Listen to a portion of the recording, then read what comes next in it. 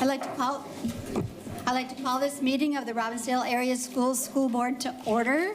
Today is Monday, April 20th, 2026. It is 6 p.m. We are in the boardroom at the Education Service Center, and I would like Director Bowman to read the land acknowledgement. Thank you very much, with pleasure. We acknowledge Robbinsdale Area Schools is located on the homelands of the Dakota and Ojibwe people. We recognize the painful history of genocide and forced assimilation of the indigenous inhabitants of this land. We honor and respect the many indigenous people who live on and hold sacred these lands, and we stand with members of these nations to fight injustice in all of its forms. We uphold the preservation of Dakota and Ojibwe languages, land-based education, and tribal sovereignty. Thank you, and welcome everybody here and online. I would now like the clerk to take the roll. Yes. Director Bassett. Here. Director Bowman marks herself here. Director Brennison. Here. Chair Evans-Becker. Here. Director Hillenbrand. Here. Director Long. Here. Director Wuto. Here. Dr. Stallo. Here. We have a quorum. Yay. Okay, let's begin. The first item up is approval of our agenda. Do I have a move to approve our agenda? So moved. Moved by Director Brindenson, Same. seconded by Director Bassett. All in favor of approving the agenda, please say aye. Aye. Opposed, say nay. We have an agenda. Okay, moving right along.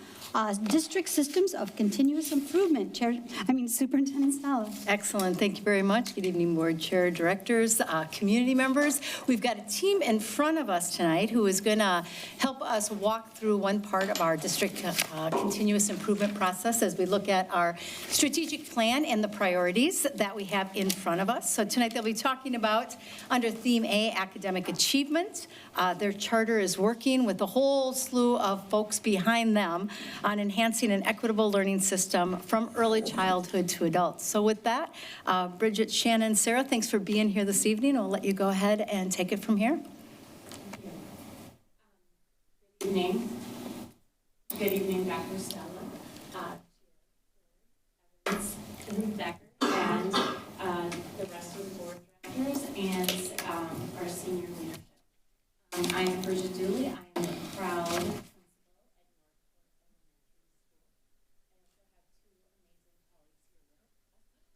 Thank you. I was like excited. I thought I had another person joining me. All right. I have two other colleagues here. I would love for them to introduce themselves.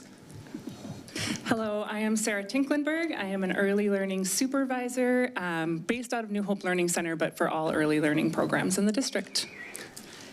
Yay, thank you. Hello, I am Shannon Morris, and I am the QComp coordinator. All right. So as we continue, sorry, I'm like looking in two places. To begin with, our mission, the mission of Robbinsdale Area Schools is to inspire and educate all learners to develop their unique and potential and positively contribute to their community. And so with that, the lens that we continuously are looking through when we are looking at the work of our continuous improvement is working through that mission, through our district vision, all through that lens of the strategic plan. Specifically, as we look at our themes, we are operating under, as Dr. Stallo said, academic achievement. We are focusing on specifically, yep. We're gonna go to the next one. There we go. Yep. Going over here. Yep. Okay. Are we skipping all the way to here? Nope, we're right here. Okay. Here we go. So in our continuous systems of continuous improvement, we are looking at all the unique ways that we as systems, buildings, leaders, teachers, students, parents, community, work together to continuously get better at what we do at our craft, to look at where our gaps are, to look at how we can look at areas where the strengths are and where we continue to grow. And where those growths are, we continue to strengthen. For those that are continuing to strengthen and get it, there's still more and more ways that we get that. In addition, we are also looking at how do we build that. As colleagues, we know some of the greatest ways to do that is peer-to-peer. And so that is an angle that we're continuously looking at. That connects through the work that we do in our professional learning communities. So the lens that we are looking at as we get into this in A2 is really looking at that lens of what we do as adults and how that supports birth through adult. And we'll talk a little bit more about that. So in our group with, let's see. Right here. Okay, with our strategic theme, we are focusing on how we are enhancing an equitable learning system from early childhood to adults. And our focus, can you go to the next one? Thank you. Oh, it's different order. It is. That's fine. There we go. We are focusing on how we implement with fidelity, specifically on an effective teaching framework. And that framework is focusing on our student engagement and our purpose. And that is through the lens of what our adults are doing, so our adult actions. Okay, when we get into the Danielson Group Framework for Teaching, Robbinsdale Area Schools uses Danielson Group Framework for Teaching as the district's framework for the teacher's evaluation process. The framework provides a roadmap for effective Tier 1 instruction focused on adult behavior and adult actions within teaching and learning. The framework tool broken down into a rubric for 4 domains, 22 components, and 76 indicators. The 4 domains are planning and preparation, learning environments, learning experiences, and principal teaching. Teacher development and evaluation. Minnesota Teacher Development and Evaluation Statutes requires probationary teachers are evaluated 3 times annually. Continuing contract teachers have a summative evaluation every 3 years.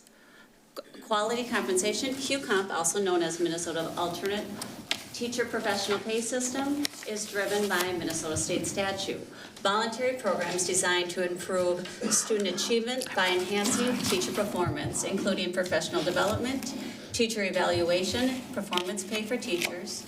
Robbinsdale has implemented the Danielson Group Framework for Teaching as its evaluation tool. All right, so as mentioned, the Danielson Framework for Teaching helps provide a roadmap for effective Tier 1 instruction. And Danielson and MTSS are deeply interconnected systems that together ensure that every student receives high quality instruction and the right level of support. So that includes not just students that are maybe struggling a little bit and need some interventions, it also includes enrichment for students that are maybe getting it a little quicker. And so when the Danielson Framework will define what effective teaching looks like, the MTSS ensures that all students will benefit from it. And MTSS really depends on a consistent high-quality core instruction before interventions can be considered meaningful. By implementing the Danielson Framework to fidelity, that's how we get there. So when we look more closely at Tier 1 practices, it again includes those core universal instruction supports and procedures. And so this would look like instructions that is standard-based, differentiated to meet the different needs, and also making sure we're being culturally and linguistically responsive to all of our students. Really, that strong core instruction is the best intervention tool we have. If we have, you know, all of our teachers doing that Tier 1 to fidelity, we would have a reduction in the amount of students that would level up and need level 2 supports. In addition, high quality universal instruction is equitable because we are looking at all of our students and all of their needs, and it's the first step in closing achievement gaps. We are considering the whole student and the whole school. That encompasses academics, student engagement, and empowerment, the relationships that we have in our learning environment. So, if we look more specifically at the 4 domains of the Danielson tool, what those look like is we have domain 1 with planning and preparation, and that is how we're getting ready for our students, and that we're aligning what we're doing to the core academic while we're planning. So we're looking at that, making adjustments before they even get into the classroom. Then we're setting up our learning environments. I like to say the learning environment is the second teacher. I mean, it's really how the environment that we are teaching in and how we set up is very critical in providing solid tier 1 interventions. And then we also want to make sure we're being respectful and affirming of all of our learners' different needs, and that we're supporting universal student success, so all students. And then we get into the learning experience that the students have in our spaces, and we are really looking at engaging, again, all students. So that looks back at that differentiation. It's making sure we're reaching, again, those students that might need a little more support, and also in, providing enrichment for those students that have made it through the main lessons. And then finally, it's that principal teaching. This is like who you are at the core. And it's important that we are acting in service of students always and building that relationship and that relational foundation of MTSS. Again, that tier 1 that builds out to make sure that we can then provide the students that need additional supports. Your turn. Thank you. So as we look at the implementation of this framework, we're looking at the professional learning that happens to increase that service for our students. So this year, or how it continues to flow, is that our QComp coaches receive extensive training on the components and coaching techniques. They continuously do that throughout the year. Each week, they continue by looking at actual samples of artifacts and then going through those, looking at the examples of evidence and reviewing where that fits on the rubric and looking where does that fall once you're on the rubric, that type of evidence, and where it might fit and what might be the language that makes it fall where it falls. And those conversations we know can be quite interesting. We had presentations to all teachers during the first week of workshops back in August. And then this was one of the first this past year with administrators and our PLC, our professional learning communities leaders, coming together and attending the training together around how to support effective PLCs in the buildings. In the past, they've been separate, and this was the first time really coming together to learn together, ask questions together, and be a part of that, hear the same language. And then in addition, we have done some inter-rater reliability professional learning for administrators, where we've done looking at some of the key areas in Domain 2 and a little bit of Domain 3. Again, similar to what our QComp coaches, peer coaches have done, where you look at a similar element and then you're looking at that, again, that evidence and trying to determine exactly the weight of that evidence and is it giving us enough solid evidence and where does that fall within the rubric. And that is something that continuing to grow, and as much of a glow, it's an area to grow as well. So we will continue that work. Along continuing that with the professional learning community, the training included how do we build capacity around tier 1 instruction.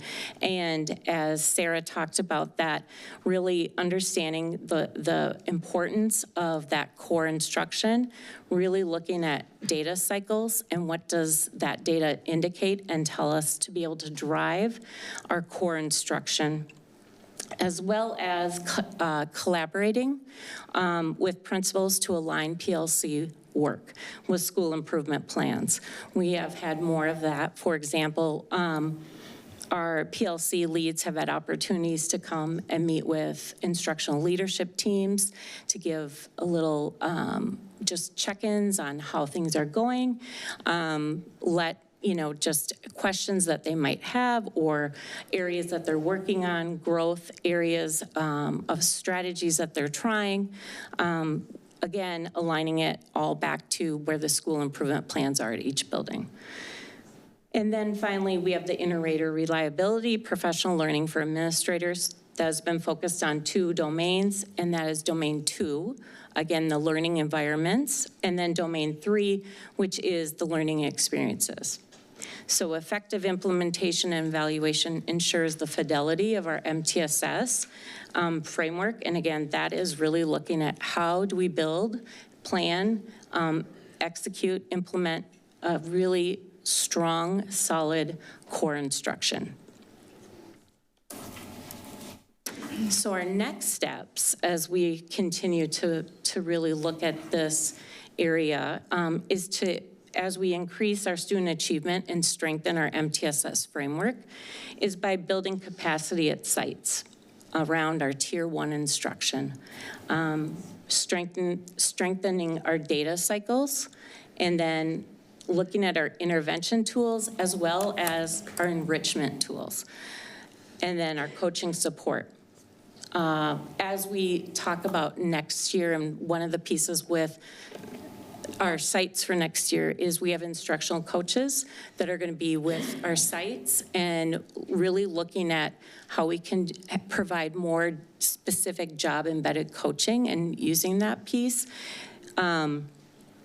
We have seen incredible success in elementary with our Bridge to Read by having that follow through.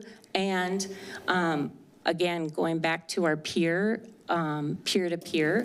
there are classrooms where teachers are opening up through their conversations in PLC saying, come into my classroom, or can I come into yours?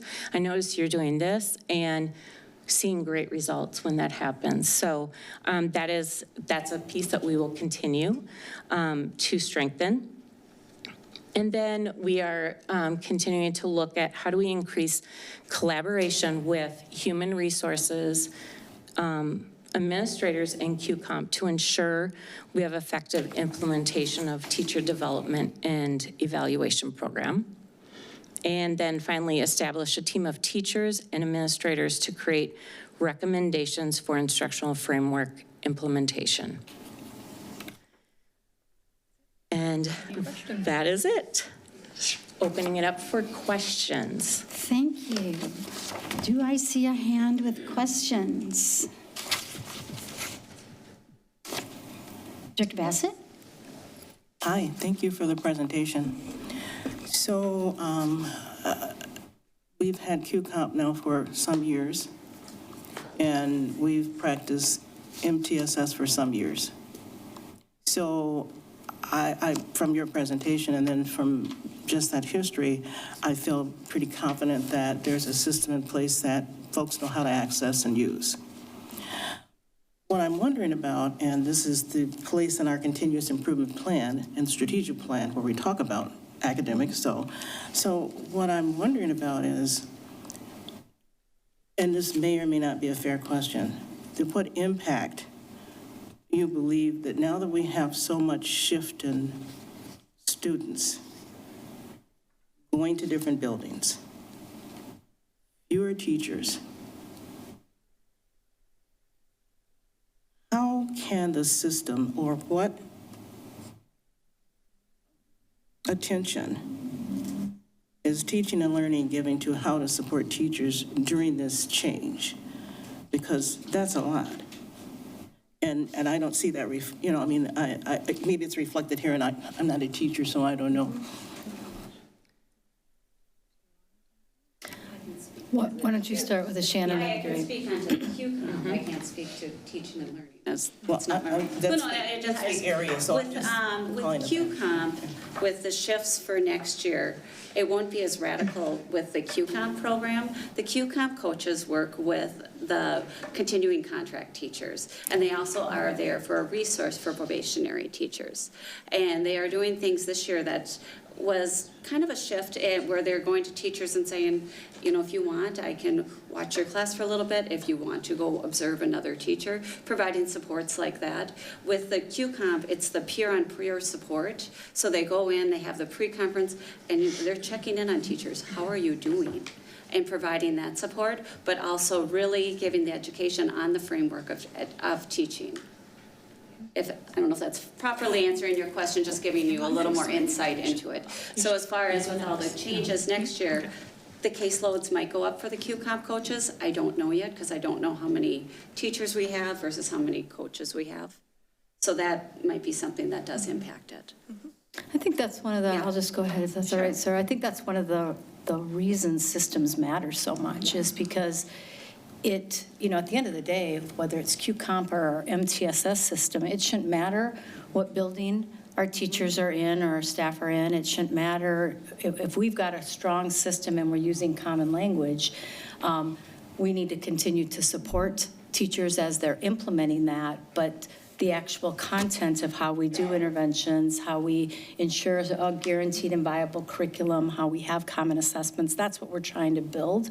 And so while we've had, I think, Q-Comp for a long time and MTSS for a long time, I know at least the team that's leading MTSS has found as they've done their audits, there's gaps. There's not consistencies across the district, so that's some of the work that the teaching and learning with building instructional leadership teams, that's what we'll continue to work on.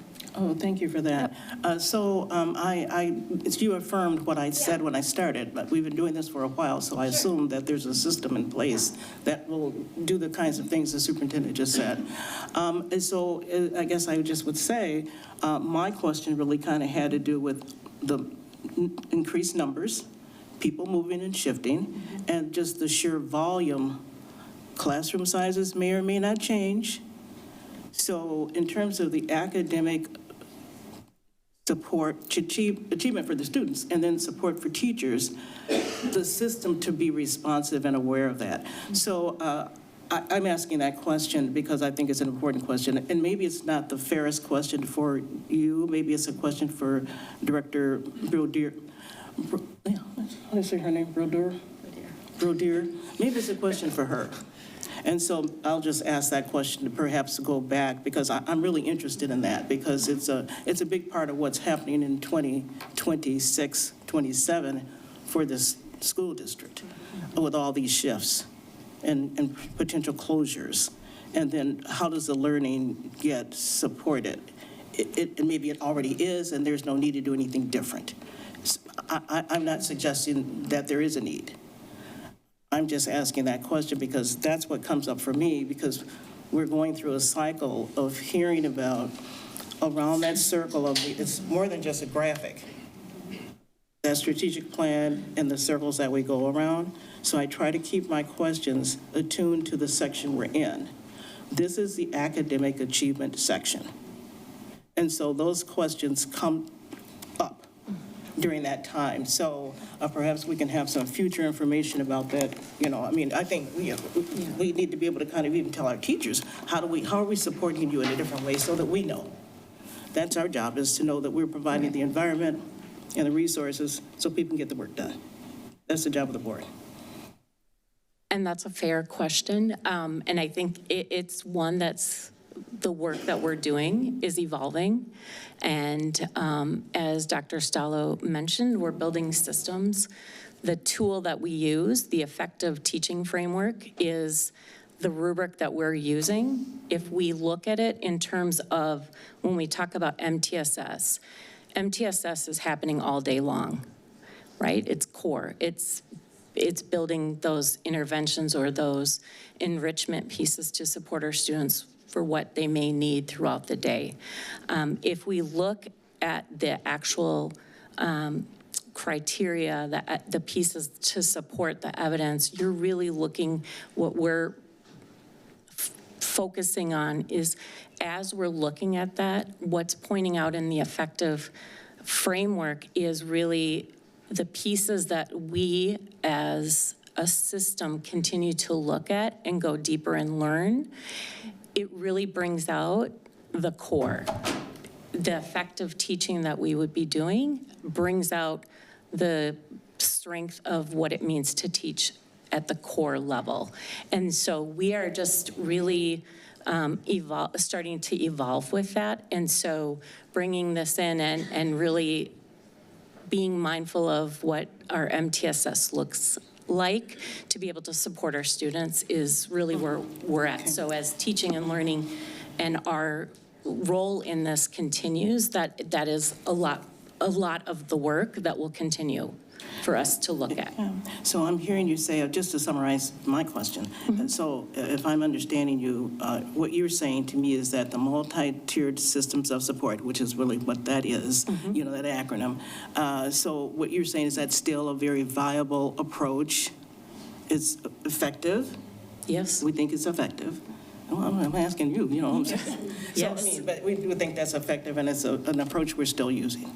Correct. Kind of help us diagnose Yes. where the kids are. Yes, and yeah. it's being strengthened, and as mentioned, as we continue to look, there are gaps, and we're strengthening, and we are looking and being intentional about ensuring that we're using common language, ensuring that data cycles are going to be stronger, more impactful, and looking to see, we know some sites are really strong, some sites are just coming on, getting stronger.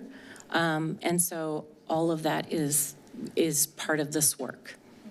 Yep, so. Yeah, and just to add to that, kind of going back to Dr. Stallo too, is it is different. I have a very, well, I guess I'd say narrow perspective because I'm in early learning, so I don't go to know all of the other buildings. And I believe in early learning, and we have a very strong MTSS system, and there's been a lot of work put into it, and we have really strong coaches. But you might get a little bit of difference from coach to coach, just like you're going to get difference from building to building. And I think that's the purpose of what this very narrow bit of work that we're doing is getting that framework and those systems in place so that when I'm looking at someone and she's looking at someone, we can then kind of agree that this is the same. And so I would say as an administrator in the district, this is my third year, that coming in, starting the year with that meeting together, and that we've done some of this work with administrators meeting to talk about where we would place someone has been great, because I didn't have that my first year as a first-year administrator, right? And so I'm grateful for those things being brought in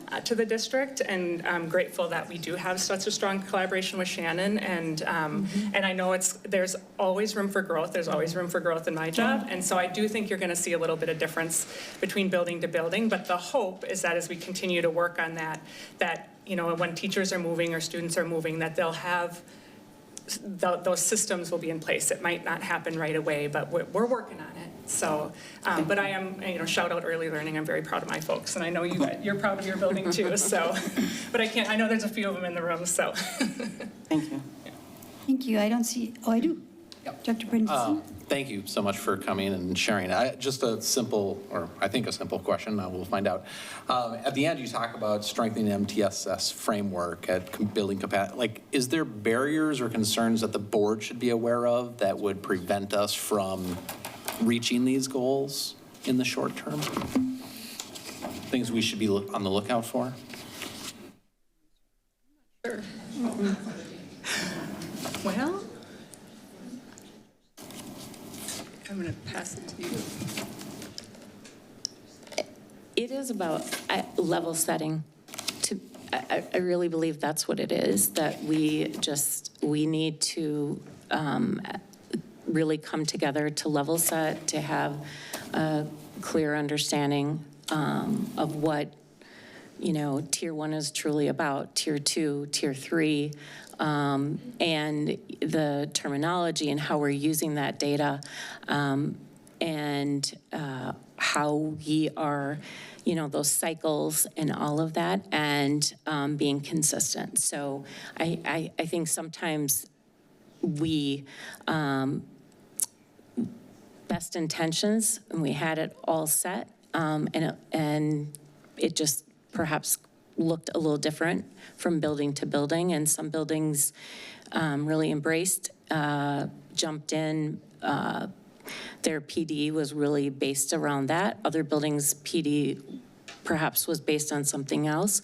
And we know secondary looks a little bit different than, say, elementary.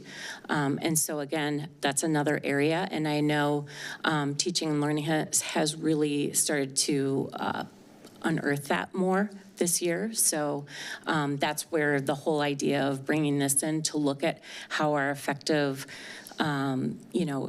framework looks and is a part of this, which was a new angle for us to really look at this and go, oh, wow, there is a connection to this. And if we look at this and start using this, not just as, 3 times a year you're being observed, as opposed to like, here's a tool that can really guide us and support the work that we're doing every day, and seeing it as a resource that way, it has a whole different lens. Okay. So, Yeah. I mean, it's fair to say then the coming together then, kind of, so where there were these gaps, we start to fill those Yes. gaps by coming together. Yeah. Awesome. Thank you. Hey, I don't you for the see- question. I don't see any other hands. I just want to say thank you so much for this great report and this important information. And it also looks like Charlotte Danielson has been updated in the last few years, and I'm really glad to see that too. So thank you very much for being here. Thank you.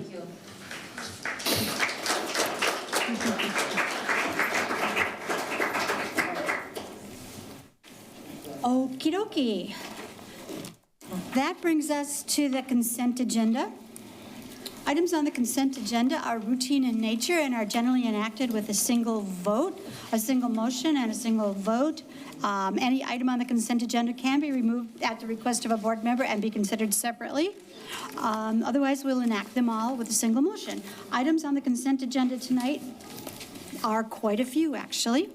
The building improvement, long-term, the LTFM bids for building improvement, LTFM bids, moving service quote acceptance, Arctic Wolf managed detection, monthly professional development report, meeting minutes, nutrition services tentative agreement, the bi-monthly disbursements record, business office monthly contract, community education monthly contract report, disbursements for March of 2026, monthly budget to actual reports, the licensed staff personnel report, and the non-licensed staff personnel report. Those are the items on the consent agenda. Director Long. Yeah, I'd like to pull A1, the building improvement long-term facility maintenance, and 6, the Nutrition services tentative agreement. Yep. All right. I see no other, do you have a request? I don't have a request, Do but. you have a motion? Haven't we moved this already? We have not. Okay, so I will move approval. Okay, you're And I going to have a move comment. approval of the consent agenda minus items 1A and 6. I mean, A1 and A6. correct. Okay, do I have a second? Second. Director Brinderson seconds it. Okay, and we generally don't have any discussion on that part. So let's take a roll call vote on those items on the consent agenda.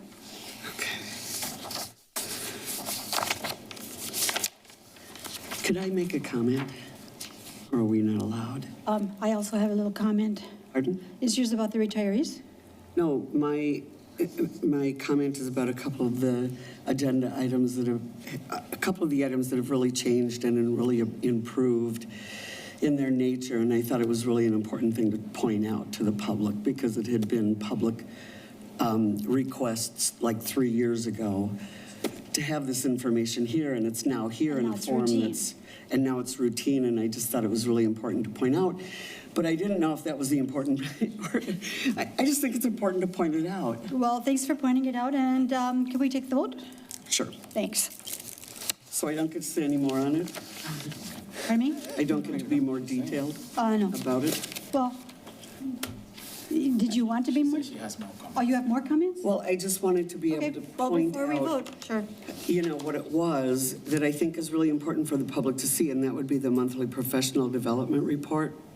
And that was also the monthly office monthly contract report and the disbursements, because the information that's included in these reports, when we first, in 2023, when new board people were seated, we were looking for this information and never received this information and never received it consistently, and it sort of had no rhyme and reason. And what I've seen in the changes is that not only is this information in there, but the tracking of the data includes whether or not these expenditures deal with achievement or student engagement or collaboration or staff development. And I think it's a really important pivot for this board to have that information like we've not had before in the past. And I really wanted to just thank the staff who does the detail work of that, because I know what it takes to build those kind of reports.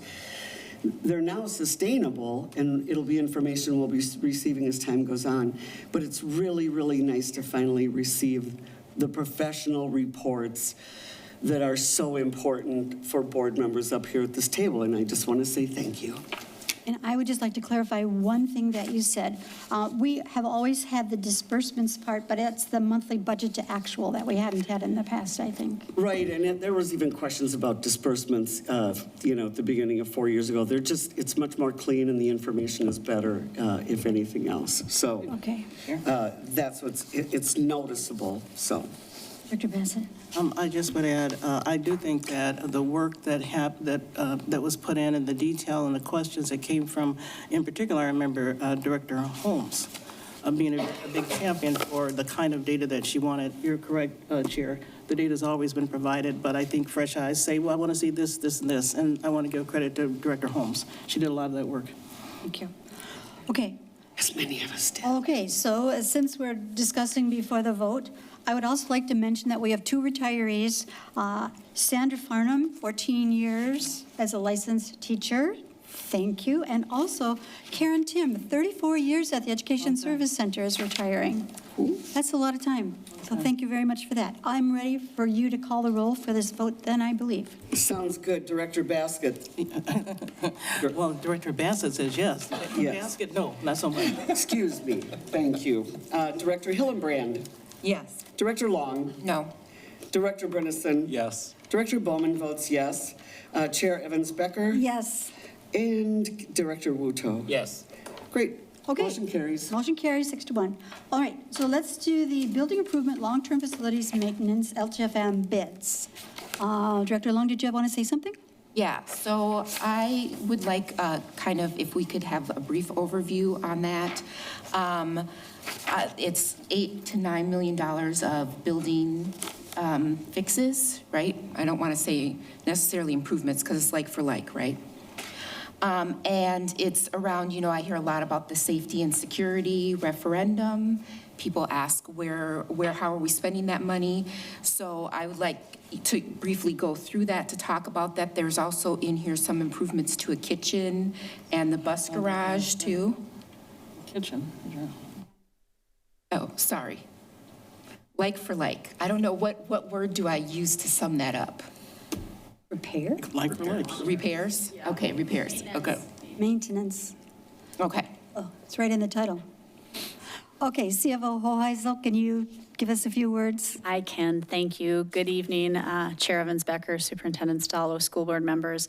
I'm actually going to break this out into a few sections. I know that it is bundled as one item on the agenda, but it is multiple pieces, and so just to provide some clarity for the board and for the public.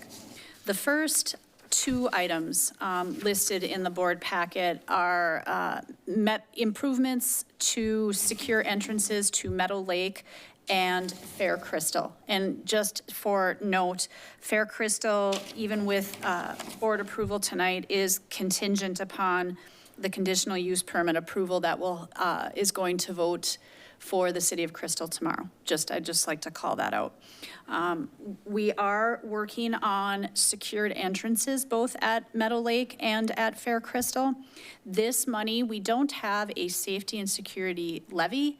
We have a capital improvements, or excuse me, a capital projects levy. And embedded within that, we do have safety and security improvements, whether it be technology related or infrastructure. So the first 2 items, the Meadow Lake and Fair Crystal, will be a component of the capital projects levy. Then as we move along, There is another, and that, in total, that was about, I believe Meadow Lake was, and I'm gonna do estimates, 330,000, and then Fair Crystal was 550,000. So just under 900,000. Between the two, they're relatively within budget.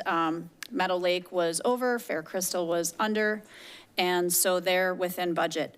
Now moving on to the next sum, which Director Long had referenced specific to the dollar amount. That is an amalgamation of a series of projects. There is, if you were to look at the cover letter provided by Nexus Solutions, there is, and I'll use a for example, Sandburg, what is being done. When you're talking replacement of dust collectors and exhaust fans, that's the LTFM work. Yes, there is work to replace a freezer and a refrigerator. That will specifically come out of the nutrition services budget.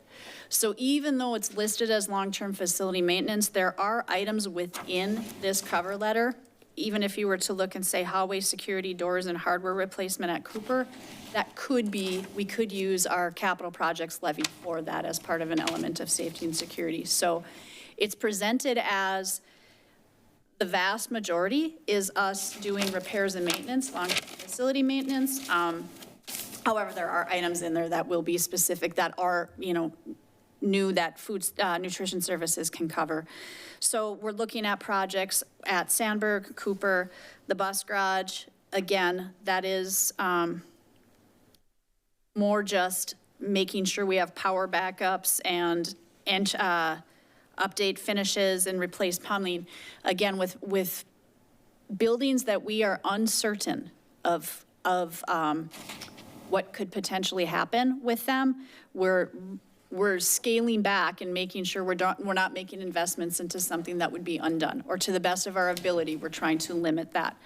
So that is what is in front of the board tonight, are kind of those two buckets with a little bit of crossover, if that makes sense. Dr. Bassett? I'm going to make a request. Because we are having so much discussion at the board level and even out into the community about our long-term facilities maintenance planning, and because this is coming to us, and even as you say, and thank you for clarifying, for just affirming that it is piecemealed out and it's kind of, you have to kind of dig it out. I am going to request that, and actually one of the things that I had on mind was work session. I think, and before, I'd like to have some thought about how we present information around the utilization of LTFM dollars in this interim period. So I think that conversation lends itself well to a work session, because as you say, there are buildings that have been pulled out of it, and some that will remain, and then there's a mixture of the kinds of funds we can use. Because we don't often hear about capital levy. And so my belief is that a capital levy does not carry a fund balance. Is that kind of charge as you go? With our capital projects levy, we can retain a fund balance. So we don't even know what that is. Well, and again, it's a reserved account, but yes. My comments are indicative Yes. of this. I think this is, with everything we've got going on that talks about facility, I think that my request is for you to, help us think through a better way to express it. And perhaps in a work session, you might get some input from the full board about it, if you need it. I don't know. I'm just saying. What I had on mind was that should have come to a work session, because there's so many questions, and I had it, and I sent questions. I'm not even asking all the questions that I sent to the superintendent, because I have more questions related to it, and I don't really want to belabor it right here. Director Brindenson? The only thing I would kind of piggyback what Helen was talking about, I think it would be good every 6 months, yearly, I don't know what it is, like when we have capital levies, to say, here was the spend the last 6 months, just so people know, just so that, we can, it's a whole document kind of thing. That's all I'd say. Thank you. Okay, so do I have a motion? I had one more question. Okay. So my other question was, did we get estimates on some of this stuff earlier? Because I know we had gotten an overall viewpoint of like all things that needed to be fixed, but I couldn't remember exactly if there were dollar amounts attached to some of those. So when, and you'll see it tonight when we work through the intermediate 287 long-term facility maintenance plan, because it kind of refreshes you on what the 10-year plan and what that looks like.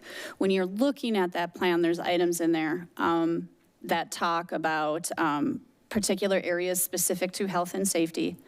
And then there's other areas that might be more of a, is it site improvements? Is it different categories?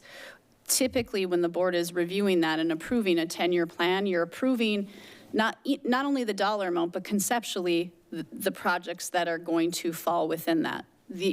We're in a particularly unique situation, just given us reducing our footprint and what does our building layout or structure look like as we move forward. And so unfortunately, it is maybe more gray for us than it would be in a normal district at a normal pace and time where you're not evaluating the facilities that you have in your inventory.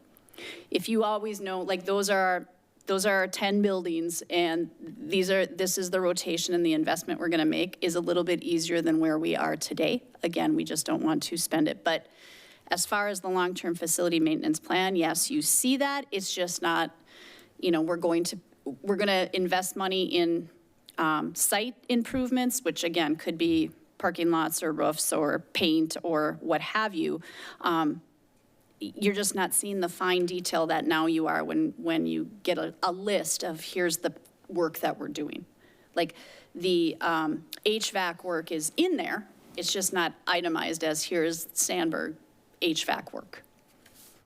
So, but I do understand and appreciate what the board is requesting for that. It makes sense.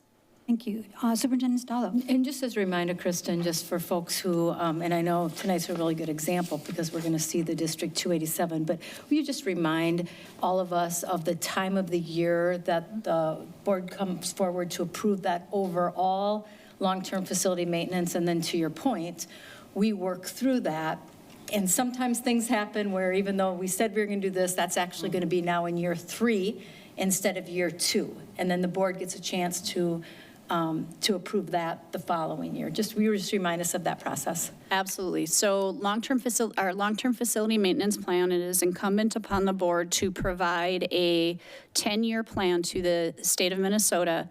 And that process will be starting essentially right now. You'll see it with intermediate 287 tonight, and ultimately work our way to the board approving it in July.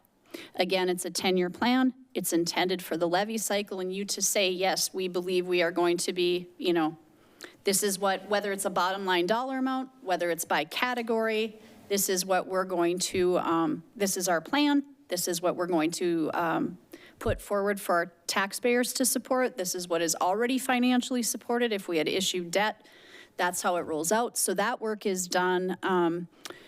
The summer, and again, levies are a year ahead of themselves. So we will be, even with 287, you're looking at projects that are FY 28 and we're in 26.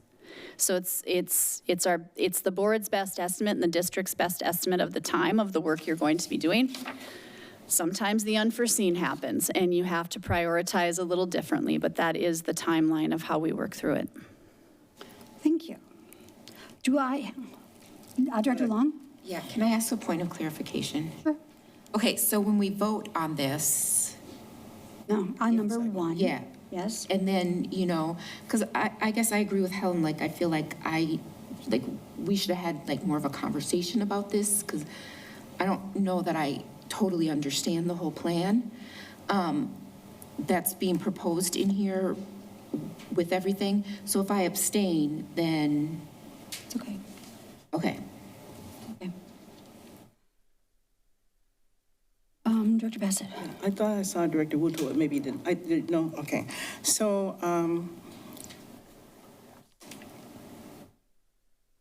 I do think that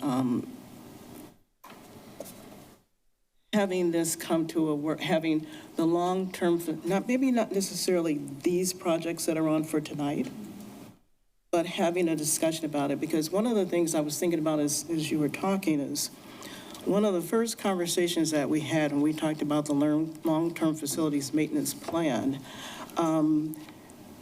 you were very frank with me and told me, it was a private meeting, that there had not been a deliberative focus that you could see that was discernible from the district's perspective. Because the question comes up is my question was, why has RMS been so neglected for so many years? So that urges me to say, I think a work session to talk about the long-term facilities maintenance plan, which the board approves, is the board's business. And so these things that you're talking about now seem to be kind of moving along and need to maybe keep moving. But talking about how we might want to see information differently, what kind of updates we may need, because having us be uninformed or unsure is not okay. There are too many dollars involved. And so, and I have a problem saying I'm not sure. I don't know. I mean, I kind of know what you're talking about right now, but as I started out, we've got things from all over the place. And in a place where we're moving forward and closing additional buildings, we're going to be talking about at some point, maybe, the sale of property. There's a lot on the line. So having things come through piecemeal on a consent agenda is not my preferred way to roll. I'm just saying, I mean, as we go forward. So I'd just like to add that last year on June 3rd, there was a study session on long-term facility maintenance where and that's the way we always, that's again, the flow. Normally that's what happens is the board reviews the overall plan and then they approve it and then they do it again the following June. Sure. So so I just want to be really clear that what you're requesting in terms of the study session around a long-term facility maintenance, we did do that last June. Well, but you're asking for a midpoint check or something? And Superintendent, I'm not suggesting that we have, I'm not suggesting anything. Nope, just want to clarify. What I am doing is I'm taking responsibility for the fact that this district is going through a lot of changes right now, and facilities is at the heart. No, I understand. And the LTFM plan is a mixture of that, and with all these moving parts, the board needs more time to take a look at it, to understand it, and to move it. That's what I'm saying, and I think I was pretty clear. Thank you. Speaking of moving it, do I have a motion to approve A1? So moved. Thank you. Moved by Director Brintonson. I'll second it. Seconded by Director Hillenbrand. This has to do with money, so we need to do a roll call vote. Great. Director Wuto? Yes. Director Long? Abstain. Director Bowman votes yes. Director Brenneson? Yes. Director Bassett? Oh, yes. Director Hillenbrand? Yes. Director Evans-Becker. Chair Evans-Becker? Yes. Great, we have a quorum. Does it I pass? think we Motion had like prevails. six 6-1. yes and One abstain. one abstain. Perfect. Yep. Motion carries. All right, motion that takes carries. us down to A6, the Nutrition Services Tentative Agreement. Executive Director O'Hearn, would you like to just speak a little bit? Good evening, Chair Evans-Becker, Board Directors, Superintendent Stallo. I have the district administration is recommending a 2-year nutrition services contract effective July 1st of 2025 through June 30th, 2027. Salary increase in year 1 would be 2.5%. Year 2 would be 2.5%. There will be a 50% or $50 a month increase to insurance benefits in January of 2026. And then there are non-economic changes to the contract. We would be moving to the e-learning plan for the emergency closing. So every contract in the district would be following the e-learning plan that is online for the emergency closing. We would be removing Easter Monday holiday from their contract, and they would add the Thursday, the third Thursday in October as their holiday. And all floating holidays. Which would be the Education Minnesota. Education Minnesota. Thank you. That weekend, yes. And then all floating holidays will be used during either winter break or spring break during that calendar year. If an employee needs to travel more than 2,000 miles for a bereavement to attend a family member's bereavement celebration, they would have an additional 2 days of unpaid leave that they would be able to take for that travel time. We would be adding the Minnesota paid family leave statute to their contract also. And then for an employee who works year-round in this contract, there is only one, but we wanted to make sure that we acknowledge that they are working year-round. They would have an additional 3 days of personal time added to their personal leave in their account. And then for any nutrition service employee who is required to seek training, we would be paying them for those hours that they are needing training for their job duties that they need to perform in the district. So those are the language items that we'd be adding to their contract. Okay, does anyone have a question? Could we get a motion to approve A6, the memo for the tentative agreement? So moved. Moved by Director Brinson, seconded by Director Bassett. Seeing no hands, let's do a roll call vote. With pleasure. Director Long, Yes.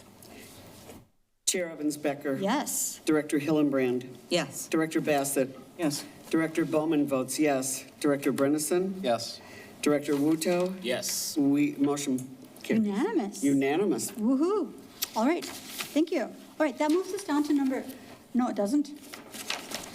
That moves us over to, we don't have any unfinished business, we have new business.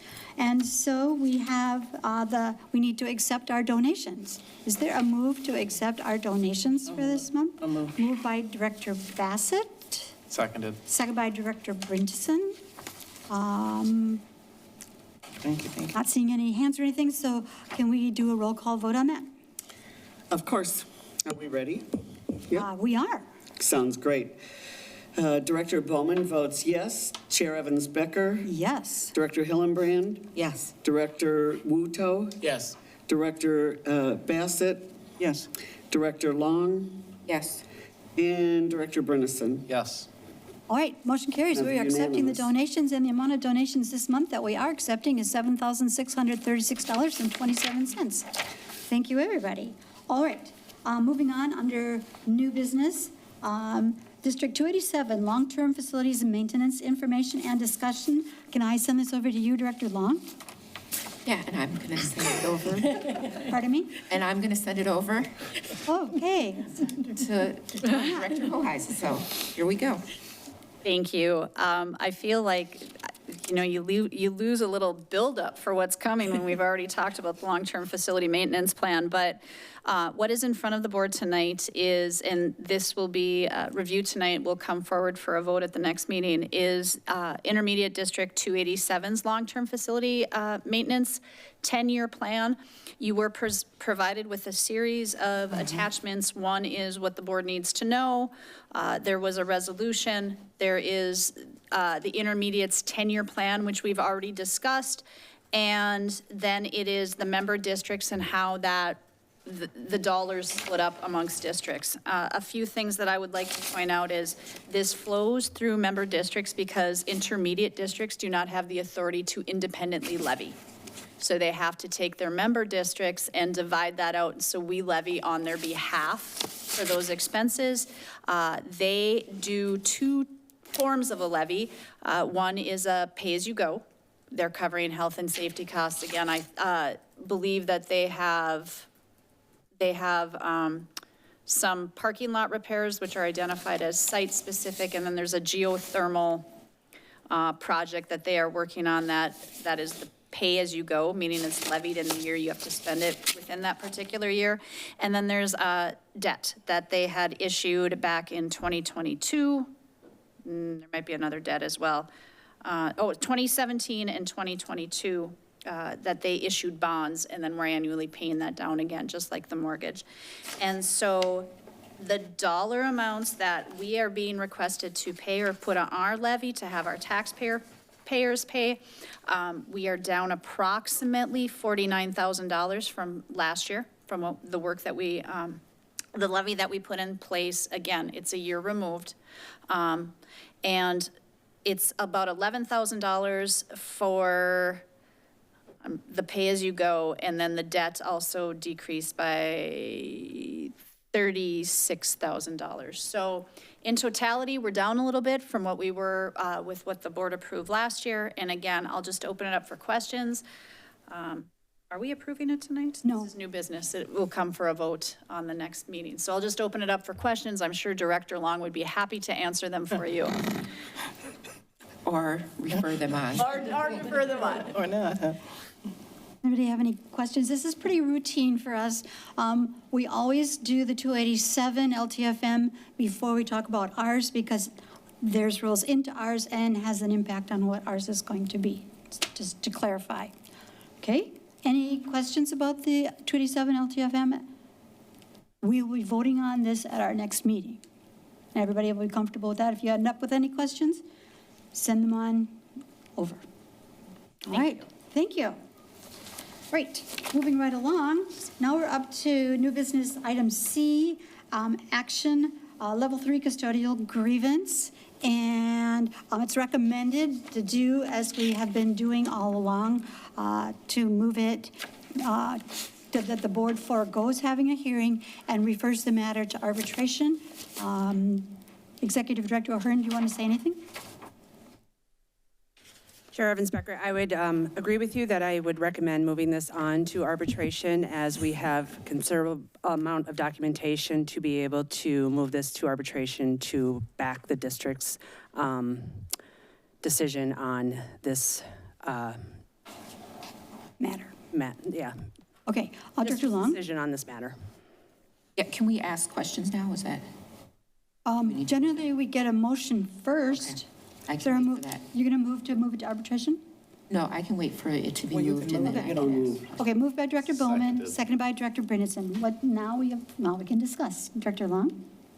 So I'm just wondering, how many grievances is this?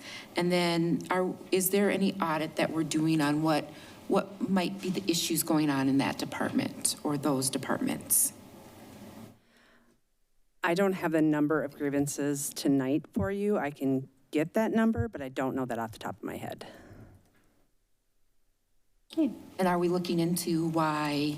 Because it's almost been, I feel like almost every meeting, we've had some kind of grievance from this custodial department. Are we doing any audits, looking into what's going on? I'm going to say that when there is a change in leadership in a department, expectations in a department change. And there was needs in this department and processes and procedures that needed to be put in place that have not been in place for a considerable amount of time. And due to the fact that there are change in leadership, change in expectations, and change in roles and responsibilities and outcomes and all of that, it has been a struggle to have a common understanding of what everybody's expectations are. So we are laying a fresh groundwork of what the expectations are in the Facilities and Operations Department. And because of that, there have been some concerns from leadership on whether or not people are being able to do the job. And accountability and high expectations, we want to make sure that we have high standards not only in our instructional practices, but also in our cleaning practices across the district. Thank you. Director Brennison? And just to clarify, because I think you said this before, this is the only bargaining group that it comes to the board like this. All the other ones go straight to arbitration typically? That is true. Okay, that's what I just wanted. So it's hard to compare then, the different bargaining groups, because It is. works differently. Yeah, the rest of the bargaining groups have removed that step from their contract. Got it. Thank you. Okay. In that case, we have a motion on the floor that has been seconded, and this is not a roll call vote, it is a voice vote. So, all in favor of moving this matter onto arbitration, please say aye. Aye. Aye. Opposed, say no. No. Okay, we're moving it on to arbitration. Thank you. Now, we're finished with number 7, we're moving on to policy. Director Vuto, can I hand it to you? Sure. Yeah, so I think we have a few second read policies. First, I do want to move to repeal 698, policy 698.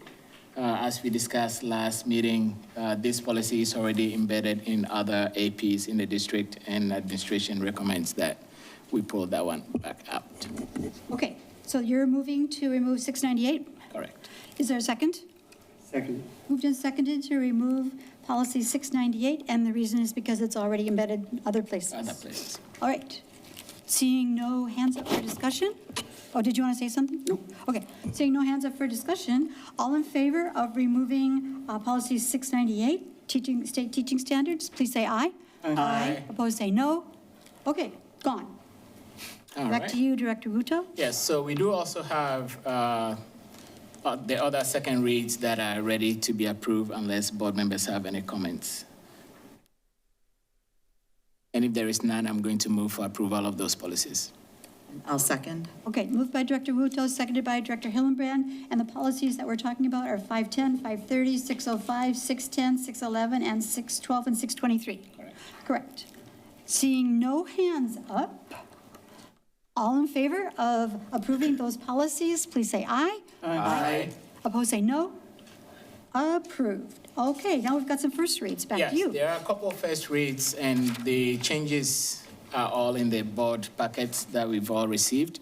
I know there was a concern about some of the financial policies going through the financial FAC, and per report, that committee has already looked at those policies, and so new changes that are embedded here will be referred to them again when that time comes. Okay. So then plan on asking any questions, directing them to Director Ruto. Otherwise, we'll be voting on these in 2 weeks. Our next meeting will be May 20th. Of the Policy Committee. Policy Committee. Super. Okay. This is moving us on to number 9, administrative reports. Dr. Stallo. Thank you, and good evening again, Chair Evans Becker, school board directors, those of you who are still in the room with us, and the viewing public. At Robbinsdale Area Schools, our mission is to inspire and educate all learners to develop their unique potential and to positively contribute to their community. Our collective work is focused on that mission, and tonight I'd like to share some of the work in which we've been engaged. In the strategic theme of student engagement and wellness, I'm excited to share a powerful and joyful experience that recently took place at Meadow Lake Elementary. In March, our 3rd through 5th grade students had an opportunity to experience a live performance from Sounds of Blackness, a Grammy Award-winning group rooted right here in the Twin Cities. This opportunity began with a simple idea, reaching out to create something meaningful for students, and it grew into an unforgettable experience filled with music, movement, and powerful messages. Through their performance, students were not only engaged and energized, but also exposed to important themes of identity, culture, and possibility. Members of the group shared that they are not only performers, but they're also professionals, educators, nurses, and community leaders, demonstrating that students can pursue both their careers and their passions. So we're excited for this opportunity, and it shows our commitment to supporting the whole child, not just academically, but socially and emotionally, through meaningful and culturally relevant experiences. In the strategic priority theme of academic achievement, I'm proud to share that continued success in our Math Masters program. In late March, more than 200 of our 4th and 5th grade students from across Robbinsdale area schools came together at Meadow Lake Elementary to participate in this year's district-wide Math Masters competition. It's a great way to extend learning beyond the classroom in ways that challenge and inspire our students. Through both individual and team-based competitions, students got to demonstrate their abilities in fast facts, critical thinking, and complex problem solving. This long-standing program, which was actually originated right here in Minnesota, continues to provide our students with opportunities to excel, compete, and grow, and reflects our commitment to ensuring every student is supported and challenged to reach their full potential. In the strategic theme of collaboration and partnerships, I want to take a moment to reflect on a great engagement milestone that we reached last Thursday. We brought together more than 80 participants for our Vision Team Plus focus group, an intentional and design group that included members of our original Vision Team 2030, alongside representatives from our district advisory councils and committees, including teachers, parents, students, and community members. They're individuals who have been engaged with us throughout the year. Evening was filled with thoughtful conversations, honest reflections, and engagement. Participants shared a wide range of insights, helped us with what's working well, where we still have challenges, important questions and ideas to continue to explore. And this is exactly the kind of engagement that we need as we continue moving forward. We want to be sure that we're hearing from our community as we're continuing to plan forward. They especially helped with some of the communications, some key messaging that would be really important. So we're grateful to everybody who came together, a bridge from where we've been to what comes next, including more opportunities. And we will flip the slide to some of those. We're continuing to expand opportunities for our community to engage in many meaningful ways. So we invite all families, staff, community members to join us for a series of community conversations designed to both share information and gather input. So we'll begin our first one on April 27th at Cooper High School from 6:30 to 8:30. This evening, I'll start with a brief overview to help ground our community where we are in the process, followed by an interactive format where participants will get a chance to engage directly with some of our district leaders, subject matter experts. We'll then also have 2 May opportunities for our community, May 6th at Armstrong High School, May 13th at Cooper High School, both from 6:30 to 8. The format of these might change a little bit. We'll see what we learn on April 27th to see what our community, what will be most helpful to them. But we'll continue to focus on making sure that we are providing clarity to our community. We're hearing input, ideas, questions, concerns as we continue to move forward to build understanding, to strengthen trust, and to ensure that the decisions ahead are informed by the voices of our community. And that is my report for this evening. Thank you very much. Super. Okay, that brings us to future events and adjourning the meeting. So is there a move to adjourn this I'll meeting? move approval. Move to adjourn by Bowman, seconded by Bassett. All in favor of adjourning, please say aye. Aye. Opposed, say no. This meeting is adjourned, and our study session will start at about, not 7:30. How about 7:22, 23? Perfect. Okay, see you then. Can we vote on it?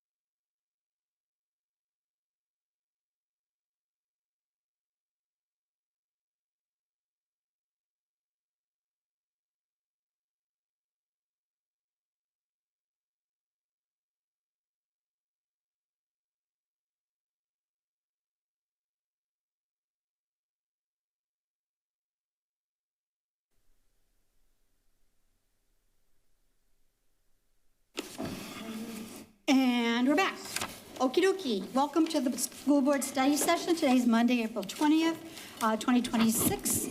And we are 5 minutes ahead of time, everybody. Haven't done that before. Study session. So traditionally in the study sessions, we introduce ourselves. So Greta Evans Becker, board chair, and we'll go this. Kenneth Wuto, vice chair. Aviva Hillenbrand, treasurer. Renee Bowman, clerk. Sir? Bob McDowell, assistant superintendent. Amy O'Hearn, executive director of human resources. Anthony Williams, executive director of community education, athletics, and activities. I don't know if you're going to go. Oh, okay. Molly Olson, executive. DJ Brennison, school board. Caroline Long, school board. Helen Bassett, school board. Terry Stiles, superintendent. And we only have one person out there, so. Thank you, Heather. Alrighty. Purpose and agenda. Yeah, this evening, board members, the purpose of study sessions is to have an opportunity for us to have topics of importance that we get a chance to discuss and share information around in order for board members to have information that they need ultimately to make decisions and efficiency at the board table. So tonight, under the board's role of operational oversight, the two items that we're going to take a look at, I first of all want to share with you our portrait of our learner, which we have been working on for months, and want to share that with you so you can take a look at it, see if you have any questions about the process or where we are. And don't know that it needs a final vote or not a final vote. I'm not sure, so I'll leave that to the board. But this will be a document similar to our strategic plan that we'll want to use as a foundation in ensuring that our students have what they need. So I'm going to pass these out to you, and then I will share. If you need a copy. If you don't, that's fine. In our packet. Yeah, perfect, that's right. But I thought you'd like a nice color, right? And, you know, I think at the end of the day, our communications team will determine if this is exactly what the format would look at. But this is the last version, the last version that we have gotten any kind of input on. It has gone through multiple iterations. As you recall, last year when we were going through our community engagement process, in all of our staff meetings, with our students, in our community meetings, we asked 3 questions. And one of the questions we asked was really geared at getting to this place. And what we said is, what are the skills and attributes that our students need while they're with us, and ultimately upon leaving us, in order for them to have a healthy and purposeful life. So we had mounds of data. We partnered with World Savvy on this. We had a Graves Foundation grant, and we also have gotten some money from the Minneapolis Foundation to continue some of the work with them. So they helped us collate some of the data. We took drafts of this back to some of the teams, the advisory teams that we were working with. Our leaders took a look at the draft. Some other community groups took a look at drafts, and ultimately the last 2 drafts have gone through students, my superintendent student advisory council. So they were the ones who put some finishing touches on the order of the traits, on the icons, on where you see the mission showing up, the believe, belong, become. But ultimately, what really matters in this are what are those traits that are important to our community. And the reason the whole notion of a portrait of a graduate, a portrait of a learner came out is kind of that notion of if we paint a picture of a student beyond achievement scores, if we paint a picture of a student, what are those things that we want to nurture while they're with us and ensure that they have the skills and confidence in as they move forward? So you can see where our community has landed on this is at Robbinsdale Area Schools, our students are actively engaged and empowered learners. They are well-being advocates. See who understand and uplift the importance of their own and others' holistic wellness, which means physical, mental, social, and emotional, to inspire balanced, purposeful, and joyful life. Students, we went back and forth actually with adults and students around is the word wellness, is the word well-being, and landed on well-being. Inclusive communicators who use their voices to express themselves by listening to and interpreting multiple perspectives to build connections and a sense of belonging. Our students are curiosity seekers who embrace lifelong learning, take thoughtful risks, and adapt to realize their unique potential. This language specifically came from our students. This was not the language that came out of our learning leaders, our administrative team. And when we took it to the students, they thought that the trait, the wording of that first trait was too similar to something else. So they had about 3 different options that they thought could work, and they ultimately landed on curiosity seekers. Our students are creative and critical thinkers who ask questions, evaluate diverse viewpoints, and use verifiable information to make meaning and solve problems. Our students are future-ready navigators who are exposed to and investigate a variety of opportunities to explore and develop possibilities to pursue diverse pathways towards success for their best lives. And our students are compassionate community members who actively engage with a lens of empathy and take action in their communities to foster a more just and inclusive world.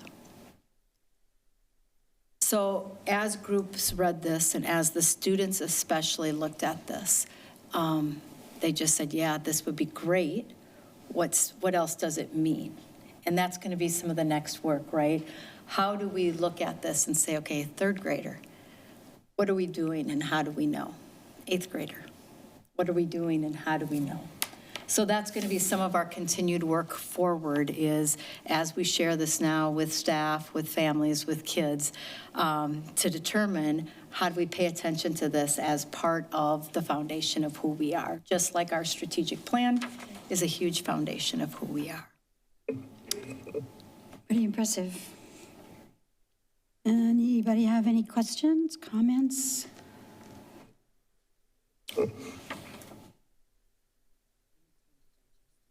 It's a lot. It is. It's amazing, though. It's futuristic. I know. So help me, board, is this something that we want to bring forward for official board approval? It will sit on our website. It will be a part of what we do. Again, I know a strategic plan always would. So I'll leave it to you to see how you'd like that to be. I'd like to be a champion for this. Okay. Director Bassett? Me too. Awesome. But one word comes to mind. And it comes to mind right at future-ready and skillful navigators. We have to have skills. And, I think that's what I didn't, thank you. That is what I did not start with. I didn't start with even explaining that. So I'm glad you asked that, because this really is in addition, right, to some of those skills in academics. So so I can work on how I introduce it as well. Yeah. Only one word. Yeah. Thanks. Yeah, Viva? Dr. Hillenbrand? Yeah, I think this is really great. The only thing I would say, and this is just something like, educators, we love words. It's really a lot of words. Yep. And if there was a way to take, this is more communications person, but like to take it down to because you were talking about like 3rd graders, right? If I'm a 3rd grader, and you're saying, what do we want you to be when you grow up, when you leave here, then you want more just easier to grab onto terms, right? We want you to be an advocate for well-being, right? Just maybe those top things, but like something that's a little bit more catchy and easier to hold on to. But this is great. I like it. And this is really cool. So thank you, everybody who put work into it. So board, how do you feel about bringing this up on an agenda and having it be a voice of the board as an expectation for our learners? Time to think about it. It's not going to be tonight. And then the superintendent's going to bring it. She just said she's going to look at it a little bit more. Director Bowen?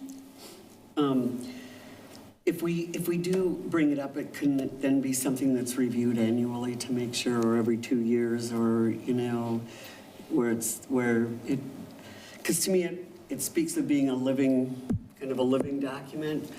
Yeah. And should make, you know, I'm not locked into any sort of a time set on it, but if we vote on it once, to me, it means it should come back subsequently for review and vote. Yeah, and maybe it becomes part of the same cadence as a strategic plan. You know, I think about when is that time that we get a ton of voice back with our community, but I do think it's important to say, hey, this is in 2026, what the community and parents and staff and students said. Does it still resonate with us 3 years from now or not? So, for sure. Thanks. Dr. Brinson. I think it looks really good. I think the thing to always keep in mind is anytime you put something down like this, the next thing someone's going to ask is how do we measure these items? For sure. Right? And what does that look like long-term? And I don't have the answer to that at this moment, but I mean, someone's going to ask that question. I'm sure there'd be a rubric. Yeah. Okay. Thank you. Super, thank you. Great work. All right, next thing is the Reimagine Ardell Vision 2030 Phase 1/2 update. Excellent. I'm going to go ahead and hand this over to our Assistant Superintendent, Dr. McDowell, and CFO Hoheisler. Thanks. Thank you very much. Good evening, Board and Superintendent. We are here tonight to once again update where we are in the process of the Reimagine with regard to facilities programming and long-term planning. And the first few slides are not going to be much different than what you've seen before. Our purpose tonight really is to again revisit information to date, the data, options in more detail, provide answers to specific board questions that we are aware of, and examine further some options and get some input from you as a board. So as a whole, it's again, the outcome really is to provide us with additional direction and reactions to the detailed information, and then ask us questions, provide what more information do you need? Our short-term timeline has not changed. We are now currently in month 3 already of this short-term timeline. We are on our way to our first real benchmark, which is July 6th. If you remember, and so the public remembers, the short-term timeline comes as a backwards map from November, which would be a building bond referendum, which means if that were to take place, the board needs to make a decision regarding review and comment for that by July 6th, which means we have to have all of our information and decisions that gets you to a spot that has a number of some sort for you to have that review and comment. So that's really where we are right now. Concepts, costings, public discussion. We'll get into that a little bit more. Superintendent Stallo talked about that in her update at the board meeting as well. Our extended timeline has not changed. We are still in phase 1 and phase 2 at this spot. And as we shared last time we were together, there were questions about the potential phasing details. And again, these are just potential phasing details based on what we know for today. And all that this slide is trying to show is that a decision we make today may not come to full fruition until 2031, 2032. And there's many in between there. And any single decision along the way could change this, impact it. So nothing set in stone, but this was a question, can you forecast what potential phasing details might happen?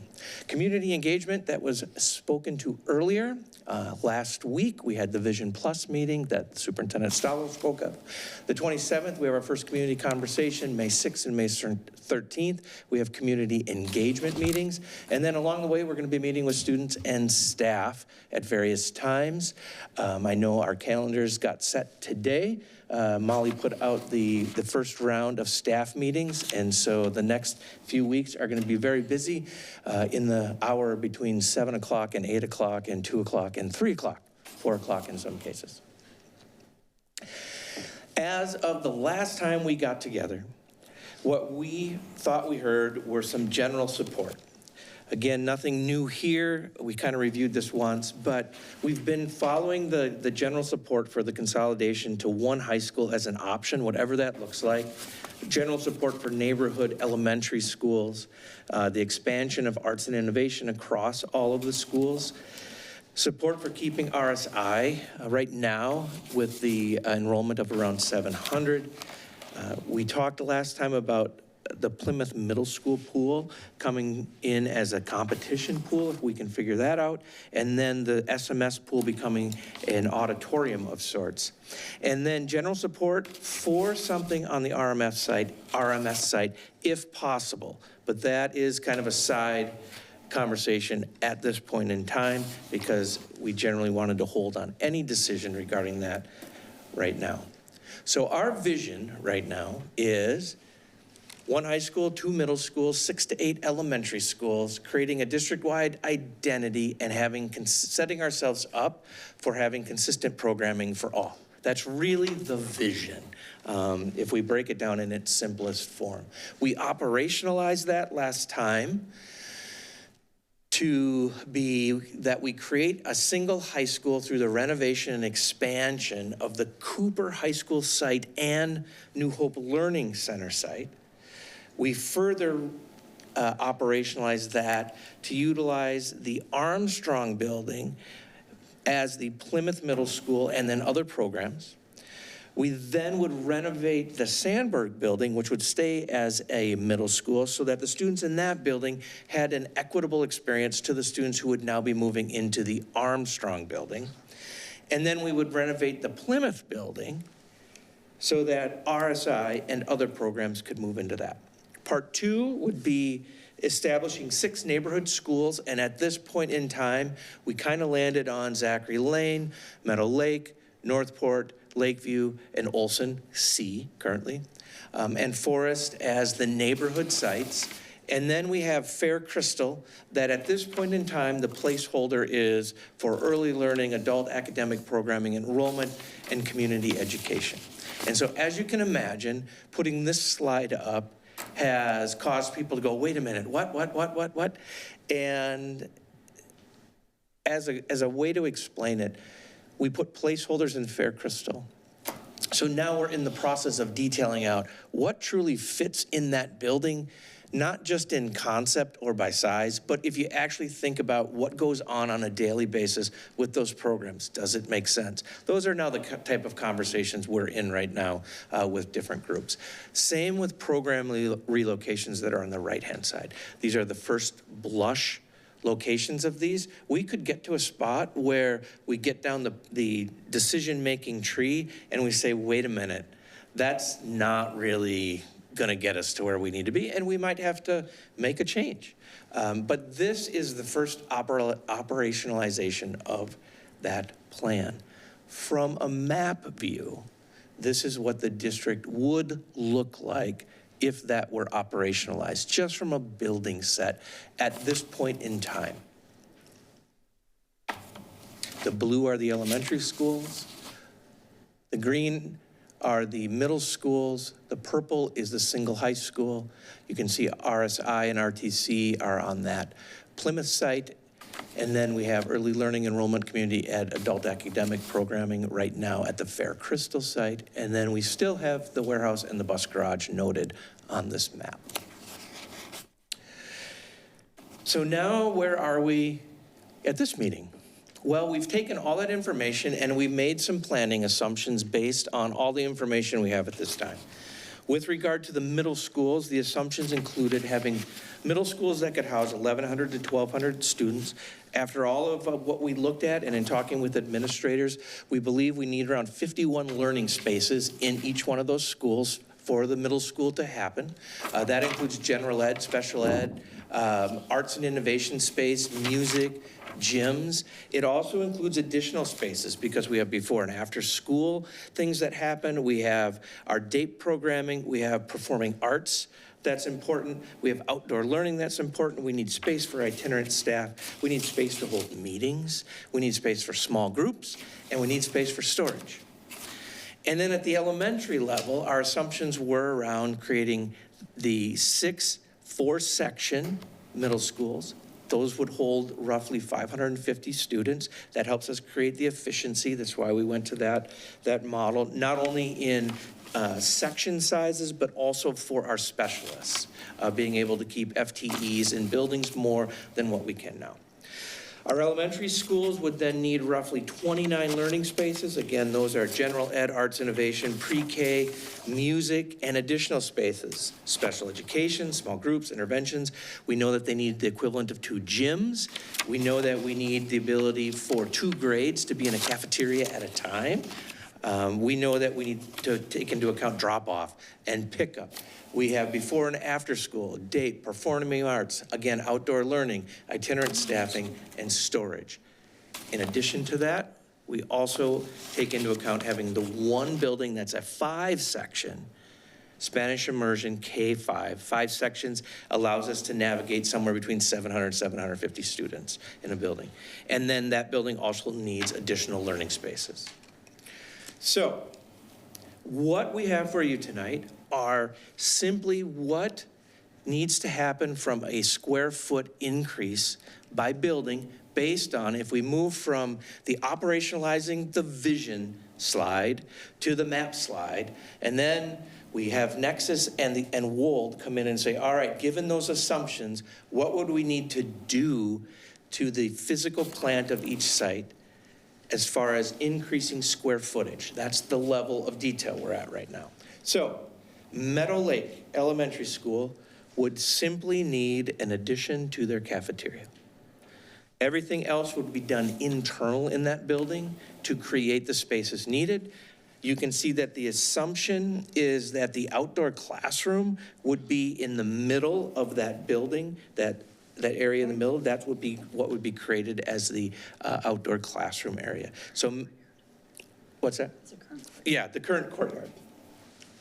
And then what we would do across the top side of this slide was figure out how do we enhance the drop-off for pickup and drop-off for families, for buses and for cars, because that probably needs to take place there. It's a little cramped at this point in time.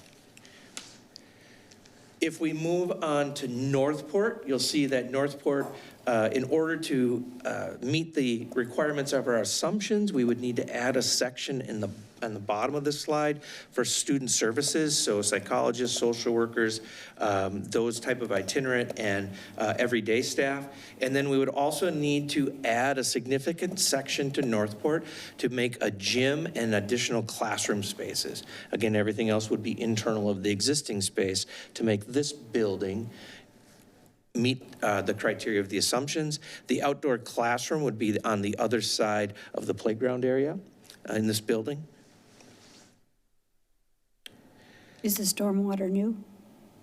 The stormwater is there. My understanding is the stormwater, and when you see those in these slides, are there because we're increasing the non-permeable surfaces, and so we have to make sure we're allocating places for stormwater drainage at that point in time. Okay. When we move on to Lakeview, you will see that there's significant addition that needs to happen to Lakeview, which shouldn't be a surprise. We need to add a additional gym and then classroom and media for that building. And then a lot of questions have come out. You'll see across there, what will we do with that current parking lot and the playground? So this one, you'll see that the outdoor classroom and the additional gym actually take place where the current parking lot is. And then parking expands to the left there. And then we recreate the hard surface for play area. And then we use the remainder of the current parking lot as the outdoor classroom space. So that's how the current configuration could work to get this to be, meet the assumptions for Lakeview Elementary. And where's parent drop-off? So parent drop-off would be where that parking expansion is. So you see them, so currently, if you look at this, when you see the main entrance, that wouldn't change. It would just be that the main entrance would come across from the left rather than, right now, I guess you would consider where the outdoor classroom area is, that's where that would be. So it'd just be a change in area. Point of clarification. Your own rule, you're asking questions while the thing's going on. Sorry. Forest Elementary, again, an additional classroom is what would be needed. Classroom spaces is what would be needed there. And then the outdoor classroom would tuck in between that addition and the existing building. So not a lot for this building. And then Zachary Lane, we would need to add a gym and additional classrooms. And then we would have to add an additional classroom section at the bottom of that screen as well. You can see that there would be some changes to hard play surface, the playground. The outdoor classroom would probably simply be expanded on what's already there, where they have those raised bed gardens going on at Zachary Lane. Olson Elementary, otherwise known as C currently, would need a large addition on the right-hand side, and then we would propose changing the main entrance of this building in order to make this work. Right now, for those that don't know, the main entrance is where it says Kitchen and Art Addition. That would be changed all the way around to the other side of the building. So that whole main entrance would be a brand new area at the lower level of that building. And then we would have to figure out details around changing up bus drop-off, parent drop-off. So there would be some things that we got to figure out. But this is a way we can get the addition that's needed for this building and not take up unnecessary green space.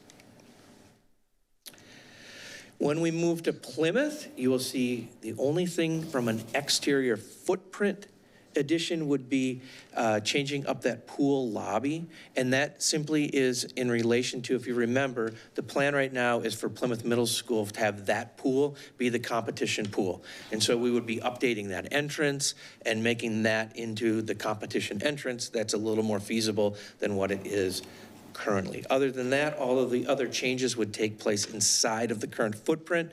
However, we are also designating an outdoor classroom on the bottom side of the building there. And then we move to Sandburg.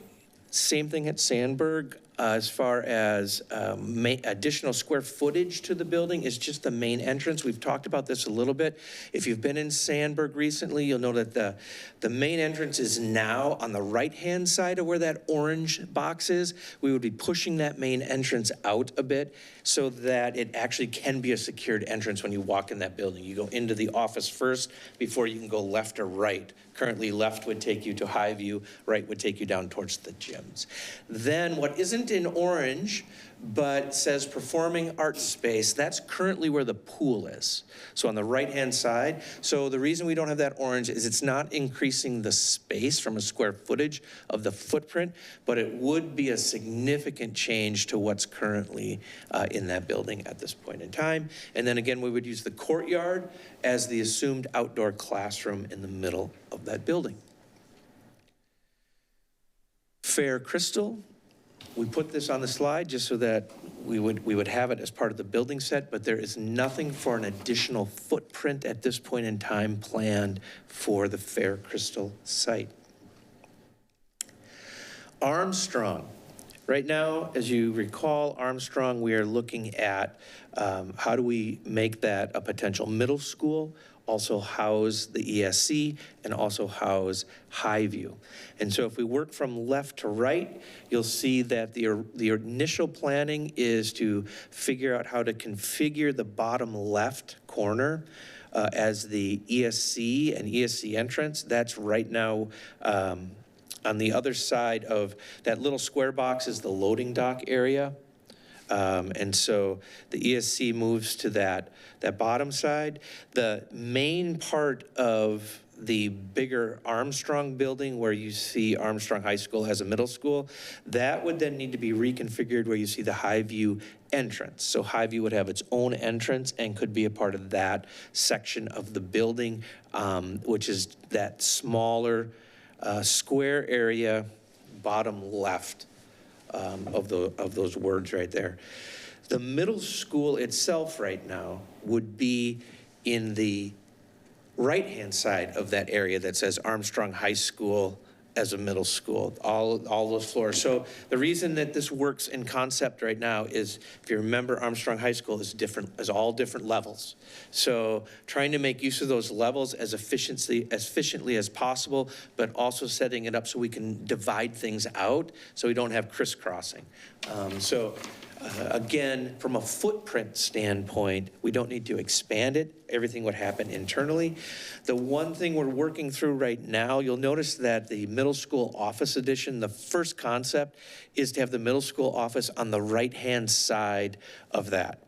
People are already starting to notice that office is a really long ways away from then where the kids would be. That's the thing we noticed as well. So we're working right now to figure out in the middle of, so the middle part of that building and the left-hand part of that building, you'll see there's a big grassy area in there. We're working to try and figure out, could we put the main office for the middle school right there, kind of in the center of your screen, rather than where it's at. So basically take that orange section that says middle school addition and put it on the left-hand side of that space rather than the right-hand side, because then you'd coming in. So that would then trigger, how do we do parent drop-off? How do we do that? So it's a good example of, if you move something, now what are all the other dominoes that we have to try and figure out solutions to? So, but for right now, what we know is we would need to add square footage for a main office to be on the exterior of that building. Right now, the main office sits, as you all know, inside of the footprint of the building, which isn't a great spot for, particularly for middle school. So the other thing that besides drawings and square footage is we want to start giving people an idea of what can be. And by meaning, what I mean by what can be is these are examples of spaces that exist in high schools and middle schools, right? So the first screen, what you're looking at when we talk about arts and innovation, right? You're looking here on this first slide of a couple of art rooms that are future ready. And what we mean about that is you'll notice that everything is movable. Everything is modular. It's an art room today. It might be a different room 10 years from now. The bottom part of this slide, those two pictures, what I want to point out is the glass, particularly on the left-hand side, spaces that are adaptable to size, right? This year we might have spaces where we need classrooms to hold 2 sections of 30 kids. Maybe next year we need 1 large section for the class that's going on. The point being very adaptable in spaces and different ways to configure it.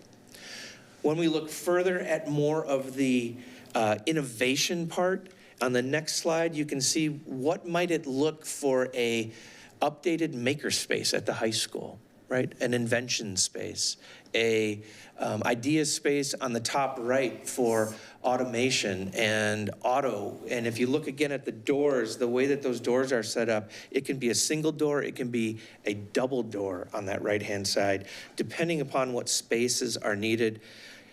The other part of this slide that I want to point out is in the bottom left, the addition of things like glass garage doors, where students are inside right now, but you roll up the door and you can immediately be outside, right? When we talk about might we do this differently, these are the pictures to show to like, what does this look like? How might we do something like this? A perfect example that comes to mind is when I showed the pictures of the aerial view of Sandburg, and the center courtyard becomes an outdoor learning space. How cool is it if it would be a roll-up garage door that the kids go out to, right? Things like that, to get people thinking about what might be. And then in this slide, just really looking at, again, different ways that rooms that are centered around flexibility can be put together inside of a building. So in the top left, something like a kitchen lab, a smaller kitchen lab. On the right-hand side, rolling desks. On the bottom left, again, doors to the outside and modular seating. And then finally, just what might outdoor learning spaces look like? And we have some of this in our district, right? You go to Zachary Lane, you see some of that. You go to C, you see some of that. You go to some of our other buildings. You go to Fair Crystal, you see some of that. But just to give folks an idea who maybe haven't seen it, this is what we mean when we're talking about outdoor learning spaces and what they might be, what they might look like, how they might function.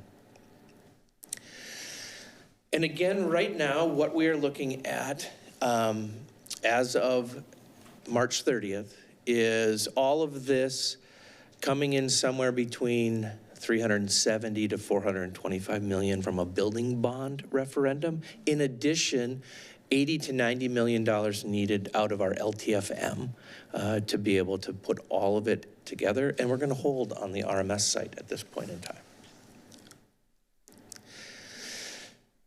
So bringing us back to today, right, looking at next year, two things that I'm trying to figure out how to just help people make sense of. One is on the left-hand side, we have a building set, right? So next year, we're gonna have 2 high schools, two middle schools, the elementaries, RSI, New Hope Learning Center, CLC, which is a lease through 2030, 2031, Fair Crystal Building, the bus garage, and the warehouse. That's our building set. But then we also have our programming set. And by that, it doesn't matter what buildings we have, but we have 2 comprehensive high schools from a programming set. We have 2 comprehensive middle schools plus immersion. We have 6 neighborhood elementary schools in addition to 3 magnet elementary schools that have transportation provided. We have 1 early learning center, we have an ALC, we have an online programming, we have adult academic programming, and we have a transition program. That's really at the top level of how do you explain in most simplistic form what our district looks like and how our district is programmed. Moving past 26, one of the questions was what happens if we don't have a building bond referendum?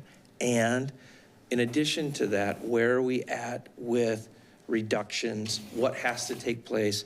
Reground us in that. So regardless of where we are with a building bond or not, we're still needing to make adjustments that Kristen has talked about several times. It's in the SOD plan. And so what we simply wanted to point out here is for the 27-28 school year, right now the assumption is that we need to make reductions to the equivalent of $2.1 million for the 27-28. What is in the plan right now, doesn't mean it has to be or doesn't have to be, is the magnet transportation and the IB programming at the high school. That's what was on those sheets way back. That's what got submitted as the potential assumed reductions. Same thing for 28-29, another 2.5 million. And the assumption there is that would be, we would get that through additional building closures. Now, the caveat, which is in red, is that these are just at that point in time. If anything changes to the positive or negative, these numbers can change. If something else shifts, if something else comes in higher from an expense standpoint, we might have to make more. If for some reason we're doing better than what we thought, we might have to do less. But these are the point in time numbers. The bottom half of the slide is really meant to just reground us in, without a building bond, we will still have 2 high schools, 2 middle schools, 7 to 8 elementary schools, New Hope Learning Center, CLC, Fair Crystal, RSI, a bus garage, and a warehouse. That's what we will have if we do not have a building bond referendum. That means that on the right-hand side, if we don't have a building bond, we're going to have to make some facility considerations and changes to get to that 28-29 year. That could include things like, with the set of schools that's on the left-hand side, how do we reboundary even further? How do we reconfigure high school programming to open up space so we can put other programs into those 2 existing buildings, right? As an example, are we able to free up enough space in one or both of the high schools, where when that lease comes up from the CLC, we take that programming and we move it into a high school building. There are a bunch of different ways this could happen. The point is, we will have to figure out how to reduce our footprint further if there isn't a building bond. And that simply means we're going to have to create spaces in our existing spaces for things to be housed. We can reduce elementary buildings. That's going to mean we're going to have to reboundary again, yet again. We could reduce enrollment of RSI from, and the reason that this is in there is simply the conversation around Sunny Hollow. If one of the decisions is that the Sunny Hollow building itself is a building we want to take offline, and we don't have a building bond, and we can't put RSI at 700 kids somewhere else, you could reduce RSI to 500 kids, move it into a smaller building, and still take Sunny Hollow offline. That's why that is in there, is because that type of thing is an option. And then another thing that we can consider is, how do we reconfigure New Hope Learning Center space? Is there a way to do things inside of that building, again, without a building bond, so that we could move additional programming into that building? Or does it make more sense to move some of the programming at New Hope Learning Center to other buildings or another building? So this part of the slide is just to demonstrate that without a building bond referendum, there are still things we can do. It simply means a lot of change within our existing sites that are on the left-hand side of this slide. So with that, those are all the slides that I have for tonight. We, as usual, are looking for reactions and feedback, things that aren't clear, and then any further direction you want to give to us. Before I turn that over, though, I will let you know that where we are in the process right now is we are back to meeting with school building administrators and working through all of not just the exterior plans, but now we're working on those interior plans. So we're meeting with, for example, high school principals. What is the space that is needed if we were to combine the two high schools? What would you exactly need to have there? Kind of the same assumptions that I showed on the screen for middle school and elementary school. With the middle school and elementary folks, we're to the spot now where it's the initial drawings of the internal parts of the building. So as an example, if you take a building and say we want innovation and art space at this elementary school, where could we carve that space out and still have classroom spaces? What needs to be moved internally inside of those footprints? I'm also then, I've also scheduled our secondary administrators next Monday. We'll be taking a trip to White Bear Lake for that team specifically to look at the high school there and the middle school there. And the reason for that, as we've shared before, is that district is the closest district to what we're considering, taking a high school and changing it, adding on to it, and making it into something totally new, and then also taking a high school building and making it a middle school. And so we're at that point in the process to get the further set of details and reactions from our building leaders as far as what they think they need for programming in order to get the next set of detail drawings to all of you. And with that, I will turn it over. Superintendent Stahlo. Thank you, Bob, great job. Just two things that I want to add. I think that I'm glad that you added the pictures, both of where potential additions would be, and then the importance of recognizing the renovations that would take place inside the building, then to get to take a look at some of those modern classroom spaces of some of those pictures. So again, I think that when the question is asked, right, without a bond, what happens? That's really a facility. That slide really talks about, from a facility perspective, here's what we'd have to figure out. What else would happen is, some of the other reimagining and visioning of modern classrooms, of some of the outdoor spaces, the programming that is also provided with those facility spaces looks different. So I think it's just important to point that out. You know, it becomes kind of what we've talked about all along when we started this process, is knowing the significant needs that not just our facilities have in Robbinsdale area schools, but also the classrooms, the programming, the pathways or opportunities for kids, some of those things. That's why, as we got that vision team together, it's like, that's the vision of what we could be. As we talk about enrollment dropping, people going other places. You know, we have a little bit of data because we just started collecting that, but why are some of our students going to Wayzata or Hopkins or some of the other neighboring schools? I think it's important to say, if we want to continue to be a competitor, not just not keeping up with the Joneses in any way, shape, or form, but a place that we want our resident families. This is the destination district. I think that's where all of this comes into play. So just wanted to share that.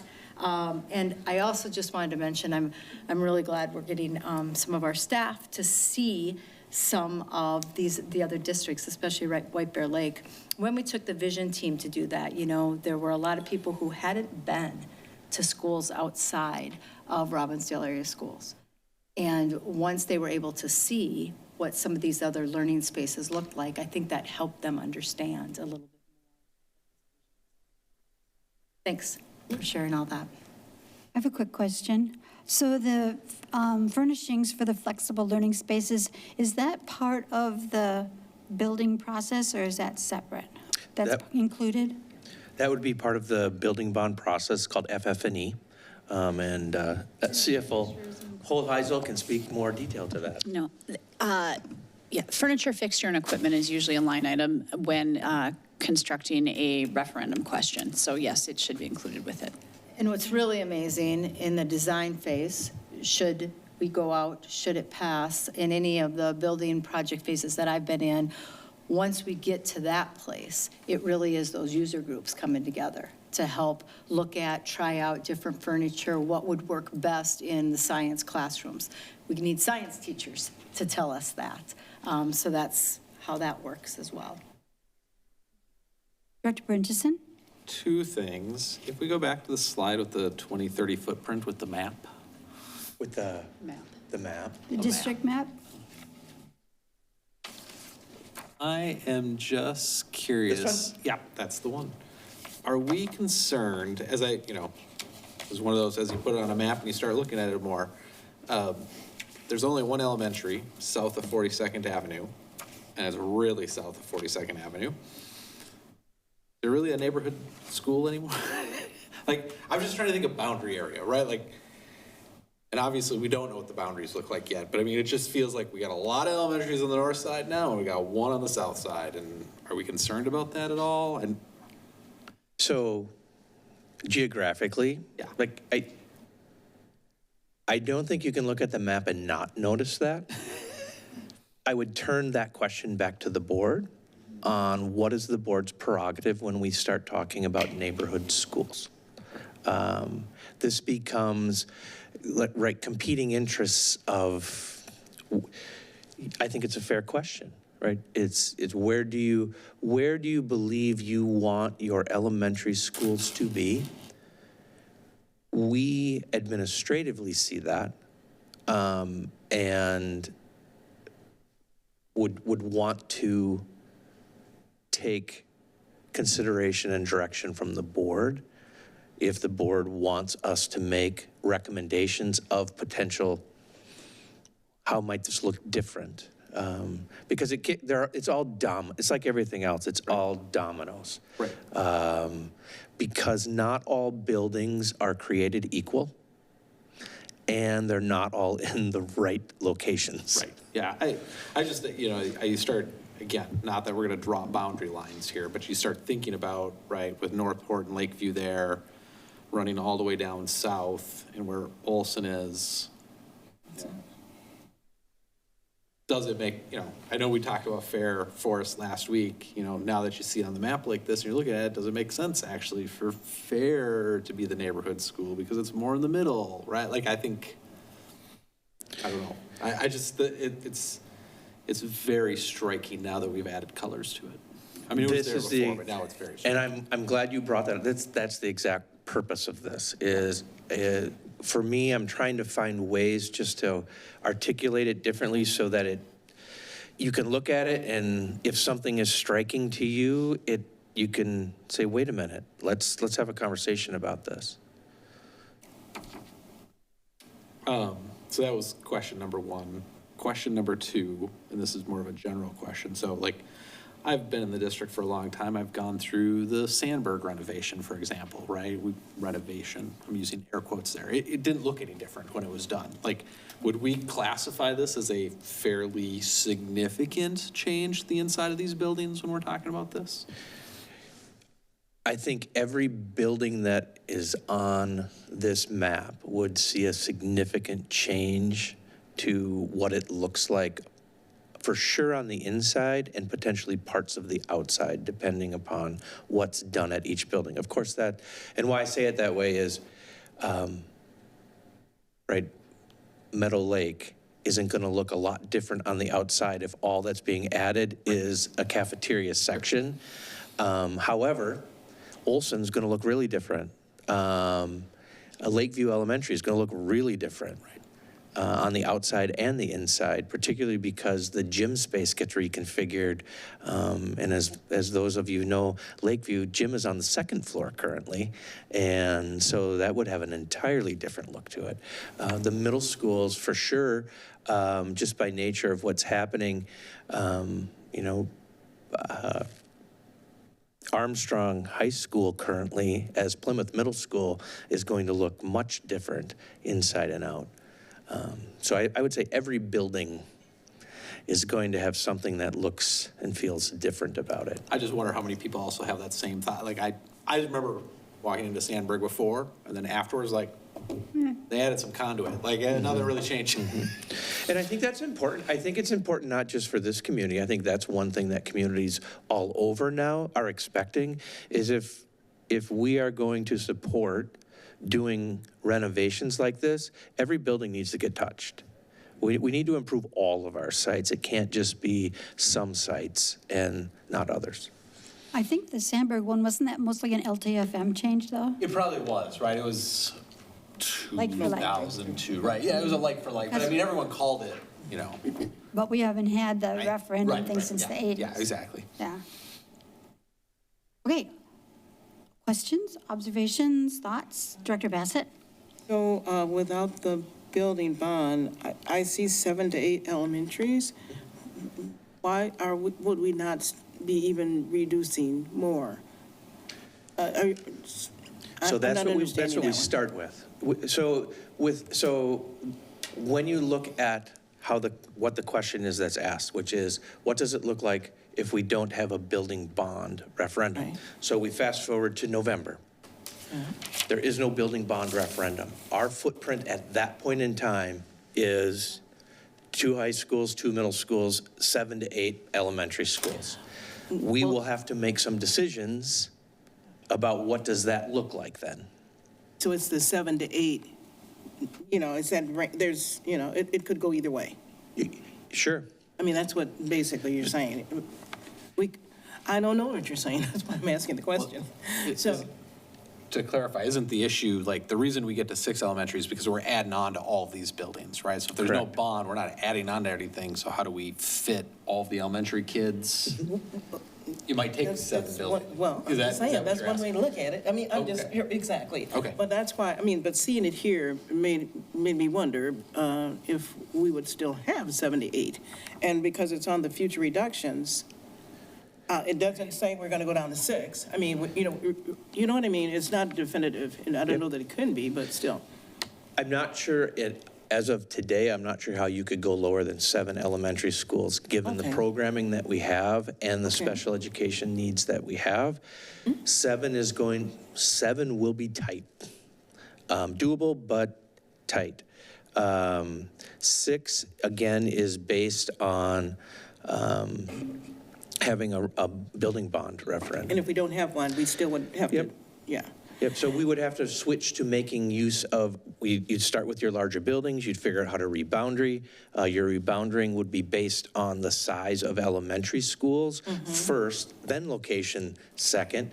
You might have to look, we'd be back to do our smallest elementary schools, and I know it wasn't popular last time, but does it, from a operational standpoint, does our smallest elementary schools stay small elementary schools, or do they become something else so that a larger building can be an elementary school? I mean, really hard decisions.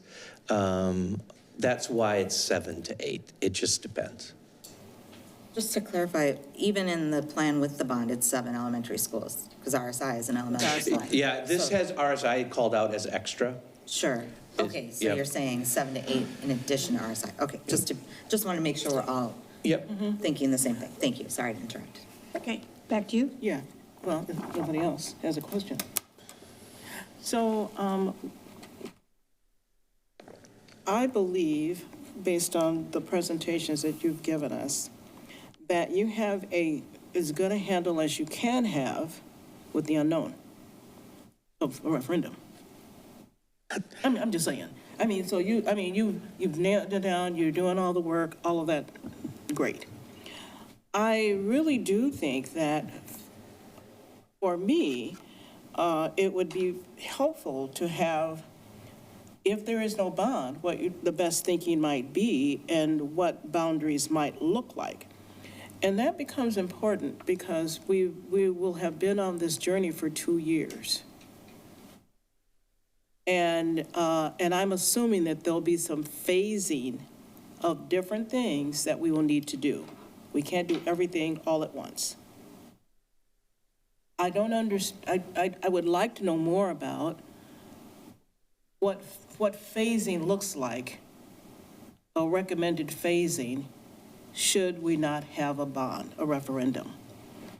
And because in phasing, one of the things that happened in a previous year when we had a referendum that failed is that we came back the next year and ran one again. So, because the community said do it.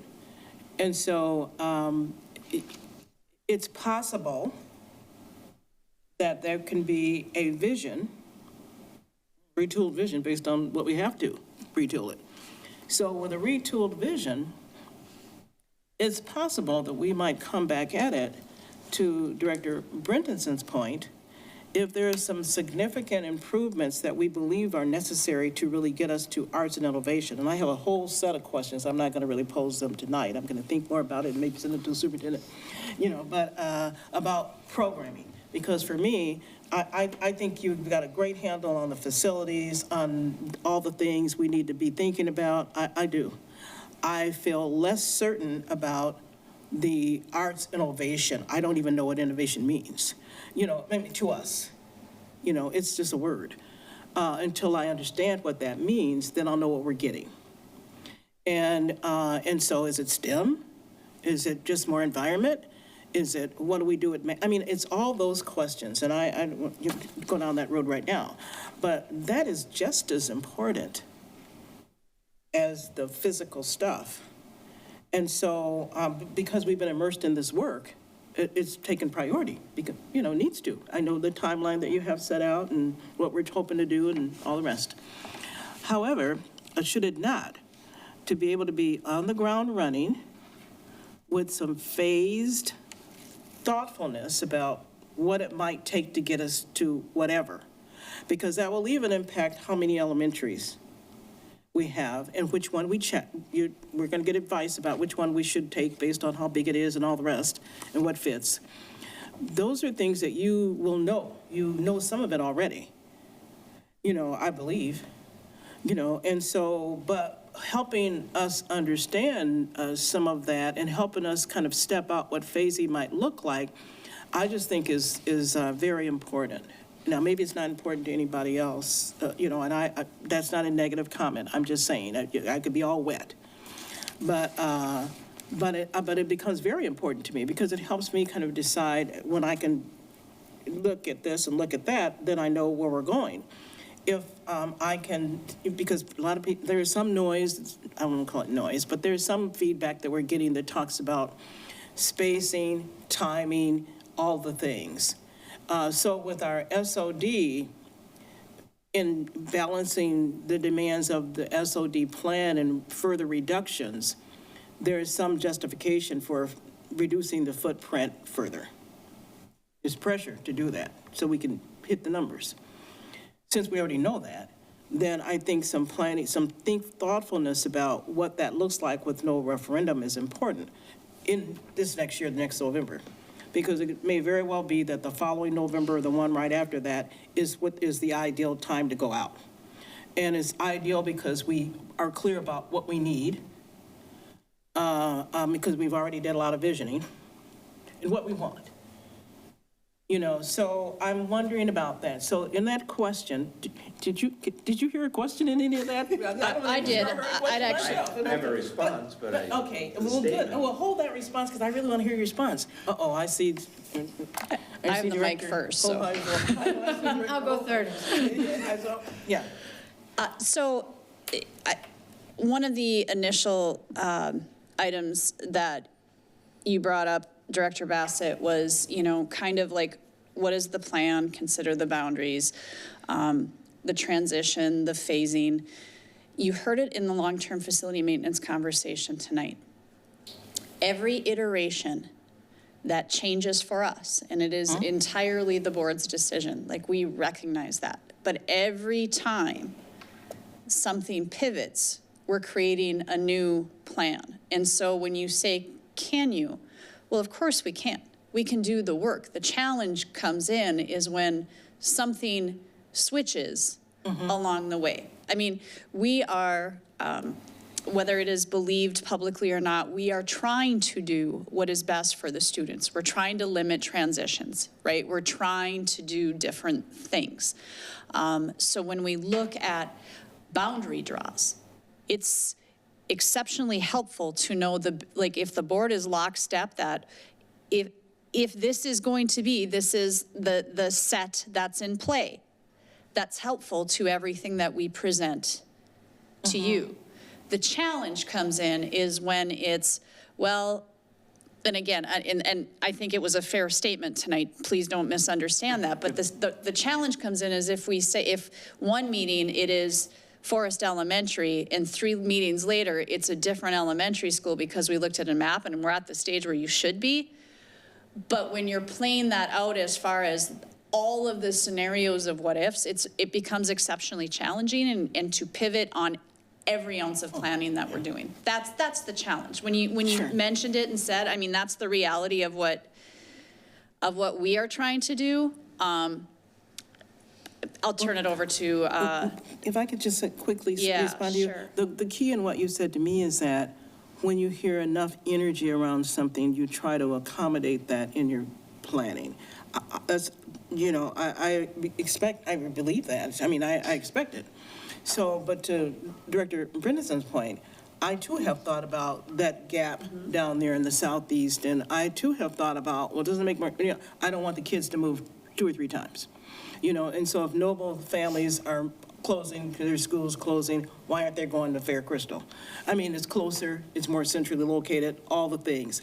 I believe that. I'm concerned about it. So, I'm not asking for anything right now, but I'm just saying that's uppermost in my mind. And one of the big things that's on my mind. So, but this phasing, and I hear what you're saying about the SOD. I'm gonna stop. Bob was gonna say something. I don't need No, to. I mean, I know you were going to say something. I don't want to just keep I don't want to ramble, so. The only thing I was going to say is probably piggybacking on what CFO Holheisel said is the place at which we are is so large of a project. This is not a option A, option B. The reality is no more, however, that said, the reality of what I see as the root of your question is as simple as this. Without a building bond referendum, the only thing that we're gonna do is keep doing what we're doing. We're gonna shrink our footprint and we're gonna fix what we can fix. That is the phasing plan. period. There's no more complexity to it. What can change in that, as we talked about earlier with the map, is the board might say, you know what, instead of this building closing, we're going to close this building. Doesn't change anything else. We're still going to have the buildings we have, and we're just going to fix what we have. What changes with a building bond is we're going to fix what we have. We're going to increase our spaces to have equitable building spaces for all of the kids at all the different levels. We're going to attempt to get to the spot where we have arts and innovation for sure at the different buildings in a more equitable way. As an example, putting an auditorium at Sandburg, having an auditorium at Armstrong site, that's now PMS, having a competition swim pool, not just for our teams, but for our community. Having spaces dedicated at every site for outdoor learning, not just saying, here's a forest, go figure out how to do outdoor learning, but having investment in money and resources to say, yeah, this is our space for outdoor, things like that. Those are really, if we're getting to the spot where it's, well, what's it look like with and what's it look like without? The vision is what it looks like with. We're just going to keep fixing what we can without, and we're going to reduce our footprint until we are to the spot where we can't reduce any more footprint. And so that really is, that's as simple as I can make it. And every decision that the board makes, if it changes, that can cause a whole nother set of circumstances. I think to your point, Director Bassett, the role that I have right now is knowing enough about the system as a whole to be able to pivot if there's a change. Without Bob and I having any conversation, my language might be a little different, but that was exactly what I wanted to say. There's a vision out there that we've been working toward. If the board decides to go out for a bond and it passes over the course of the next several years, to do the programming piece, the opportunity piece, the classroom piece, the facility piece. And we've talked a little bit about that and we did all of last year with planning, that's the opportunity to transform the school district into a modern facility and school district for our students. And I think of the notion of if it doesn't, as exactly what Bob just talked about, we'll tweak, we'll make some things the best that they can be, but from a programming perspective, there can't be promises of large, huge pathways and opportunities of academies for kids, or some of the innovation in arts. It just, without spaces, without additional funding from some of the closing of buildings and some of how we're currently spending operational funds. So I think that's just important. And again, ultimately that will be up to what the board and the community want for our school district and our students. Dr. Long? Yes, can we go back to the Armstrong one? I just have some questions wanting to get my bearings on that. So that first building by the Falcon Pride Field, right? That's a football field? Mm-hmm. Is that the gym? Yeah. And only the gym is in there? Or is there something else in there? There's some classrooms in there, not many. Weight room, training rooms. Basically, it's like athletic. There are classrooms. There's like 2 or 3 there. But it's basically athletics and storage, the gyms and. Yep. Locker rooms. So, go finish. No, I was just gonna say, then the middle building is the auditorium. It's the auditorium. And there's choir rooms and band rooms around that. Back. And that one with all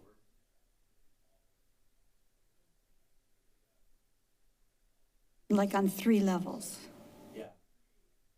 Staggered levels. Okay, so if the middle school is there, the gym is just gonna, that space is gonna stay the same, right? But then that other, the second building then that one will that stay the same? Auditorium and music wing. Okay, and then, so then the next building, the third building over, that's where the middle school classrooms will be along with Highview classrooms. So if you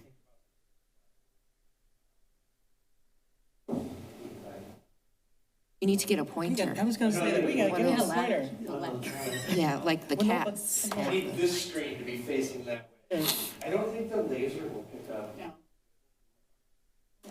Right, so, well, right where we're hiding. Oh, yeah, right over there. Says, right?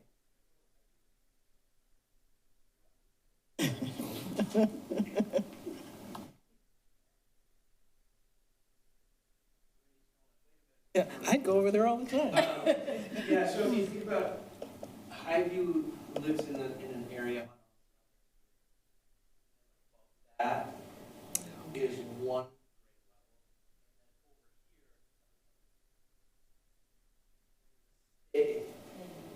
When we get to the profile view, it's going to be hard to see how it lays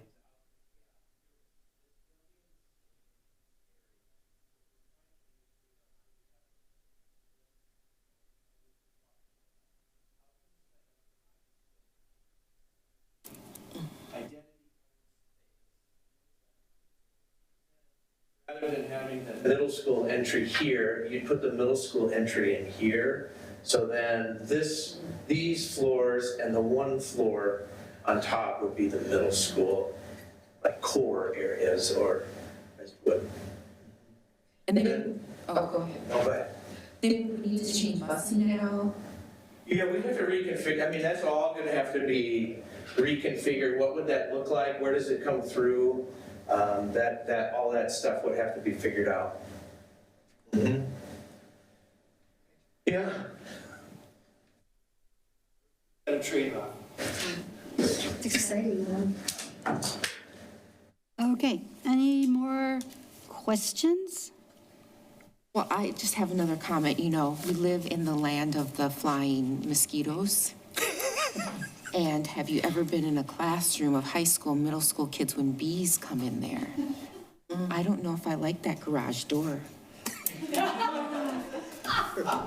We'll put a screen in front of the garage door. Yeah, maybe if we had a screen in front of the garage door, but otherwise. I would have never thought. That was all right. That was part of the outdoor lane, right? Exactly. Bringing it indoors. Oh, and it's so fun for teachers. Dr. Vuto? Yes, so I have two questions for the board and the administration.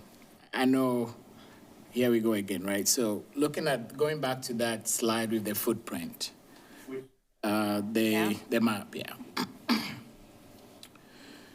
We have talked about the RMS site and not knowing, or we don't want to address that right now, but we have a dollar amount of 40 million to 45 million.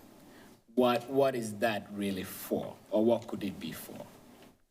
And I think, looking at, in my mind, I am thinking is possibly if we do decide to move Lakeview into a newer building at the RMS site, that could possibly house other things like the dome that was discussed, right?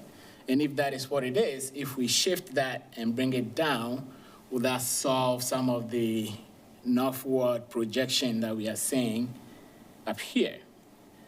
I know it is extra money, right? We are talking, they have a building now, but looking at what we are seeing right now, I don't know if the Lakeview site and all the renovation that we are going to do there will be that conducive if we can give them a new space at the RMS site and drop that down a little bit lower. Now, why am I having flashbacks? I remember this Lakeview talk. Really? I was going to say, that wasn't our original recommendation, if you remember. I know. I remember that talk very well. And I think Yes, just like you said, when you move one piece, the other pieces will have to fall in place. So can we have that as a projection where we know, or we just say to the public, we want this to be part of the proposal and stop cutting it out as if it will be a different discussion for the future. If the board doesn't agree with it, fine.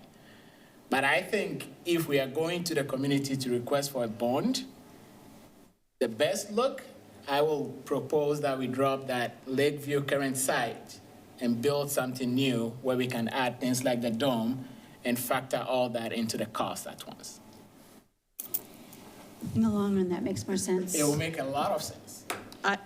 I'll just jump in and say the answer is yes. Of course, we can factor that in.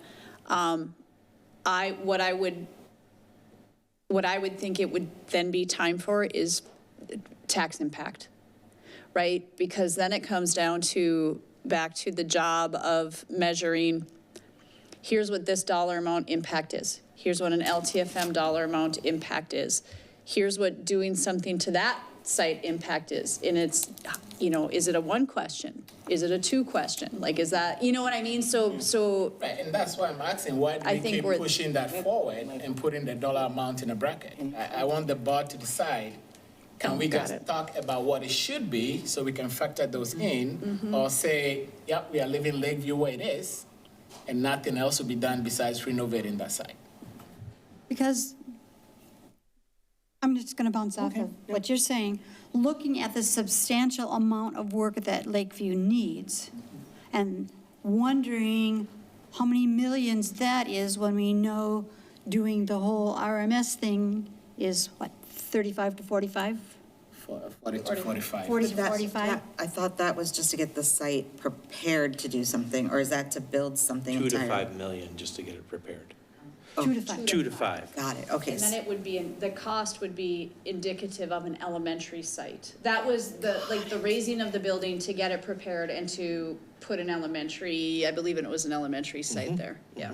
I'm not sure if it was an enrollment center too. I know for sure it was an elementary site.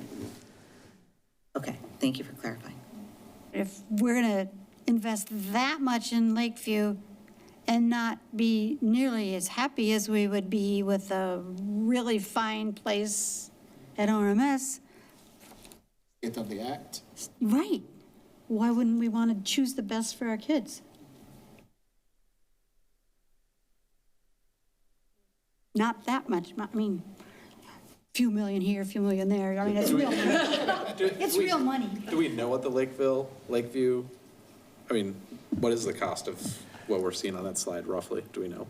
I can get that for you. I don't know exactly where they're at. Because all that's configured now are like I said, the exterior footprint, like what additional space. Right. So it would be that plus what does the interior look like? But the assumption from the board, we would just, that site would disappear then. So there'd be no cost. So theoretically that your 370 to 425 would be coming down to some degree, and then you're adding the 40 onto it. Like, so it's not gonna be 45 million more, it's probably gonna be, I don't know what the number is, because I don't know how much that's gonna cost. It'll be a net. Right, it'll be a net something. change. It'll go up, but not by 30. Full amount. Okay. So, You could sell that. anyway. Director Basket. Well, because anyway. I like that idea of, because if Lakeview would still live on in Robbinsdale in RMS in a new site. And one of my first dreams was a brand new early childhood blah, blah, blah building, I quickly abandoned that, So, but anyway, I did feel that way. So I think that that's a good idea, and I think we are talking a 1 or 2 question thing, because it is quite, I'm not a naysayer, but my immediate response to a bond for a brand-new state-of-the-art elementary building is really more where my heart is. And I think the 2 high schools, for the moment, I see more as a phased move down the road, quite frankly. Now, does it make sense to have another, a referendum if you can put it all on one and then just see what goes and what doesn't? I mean, you get more for your bang for your buck if you can just do it all at one time and just let the public decide, which is, I mean, that's just common sense, but, or my own preference would be, I just want the 2 high schools. So I'm just, and everybody already knows that, so I'm just saying that out loud. But if we're going to go out for this referendum, I think we have a better chance of identifying something that people can actually get behind. And it's a lower cost. Now, in the meantime, I really believe that site improvement numbers that we will have, should have, already have. We have probably some ideas about what it costs to improve some of the other elementary and other sites. That's known. So if we are, but of course, a referendum to improve those sites, the whole dollar amount is not that 300, whatever it is, that big number. It's something short of that.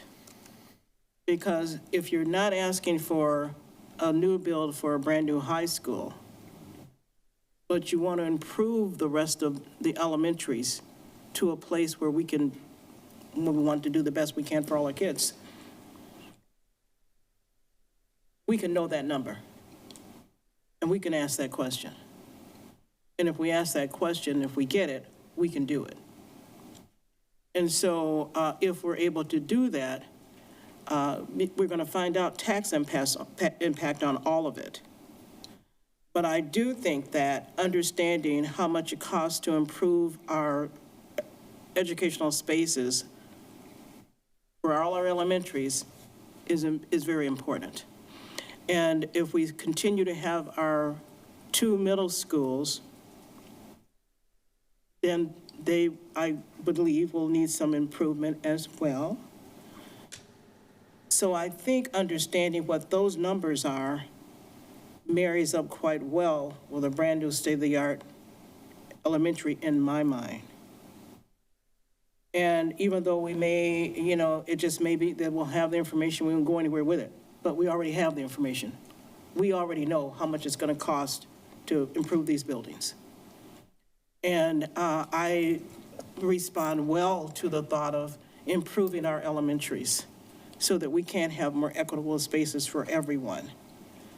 I respond well to making sure we have a state-of-the-art early education and elementary, if we can, located on the site we already own at Robbinsdale. And it keeps one of our cities whole, if you want to say it like that. But I'm not as, that's kind of where I'm at. Because an ask in dollars that does that has a clear message, a clear path, and clear values. If we are saying that we want all of our elementaries now to have equity, and if we are saying that we want our elementaries to be as best as they can be for arts and innovation, and we are putting our ask toward that, and that is the holy grail, I think that we will get that. So that's, my pitch for that. So if we're going to come back and we're going to understand what it costs, we already know what the cost is. I think you already have that down there for the brand new elementary for RMS. We kind of know that. If we know that already, and we already know how much it would cost minus the high school, if we have improvements for all these elementaries, we know what that is. So I'd like to see those numbers and see what that does in terms of an overall referendum ask. Now, at some point, we'll decide what we're going to put in a referendum. The full board, the majority of the board will vote for whatever they want for the questions to be, but having the data, I think, is important. And I'd like to know what that is. Director Bassett, where would you put RSI?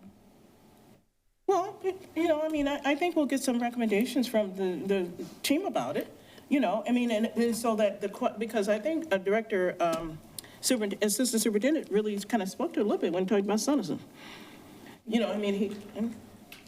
Go Go ahead, Carrie, you want to say No, something? yeah, I guess we don't know. Like what you asked, if you're saying we know how much each building needs for deferred maintenance, long-term facility maintenance need, we know that, but we have no idea how you would define what upgrading an elementary would be. So I don't, I'm not understanding, yeah, thank you, because I'm not understanding So what I'm that. saying is this, because if I understood what superintendent was saying, I'm calling him superintendent, but I know he's. Good. So I understood that we are talking about, and if we're talking about that this ask that we have now encompasses all of the new stuff we would need to do at the elementaries.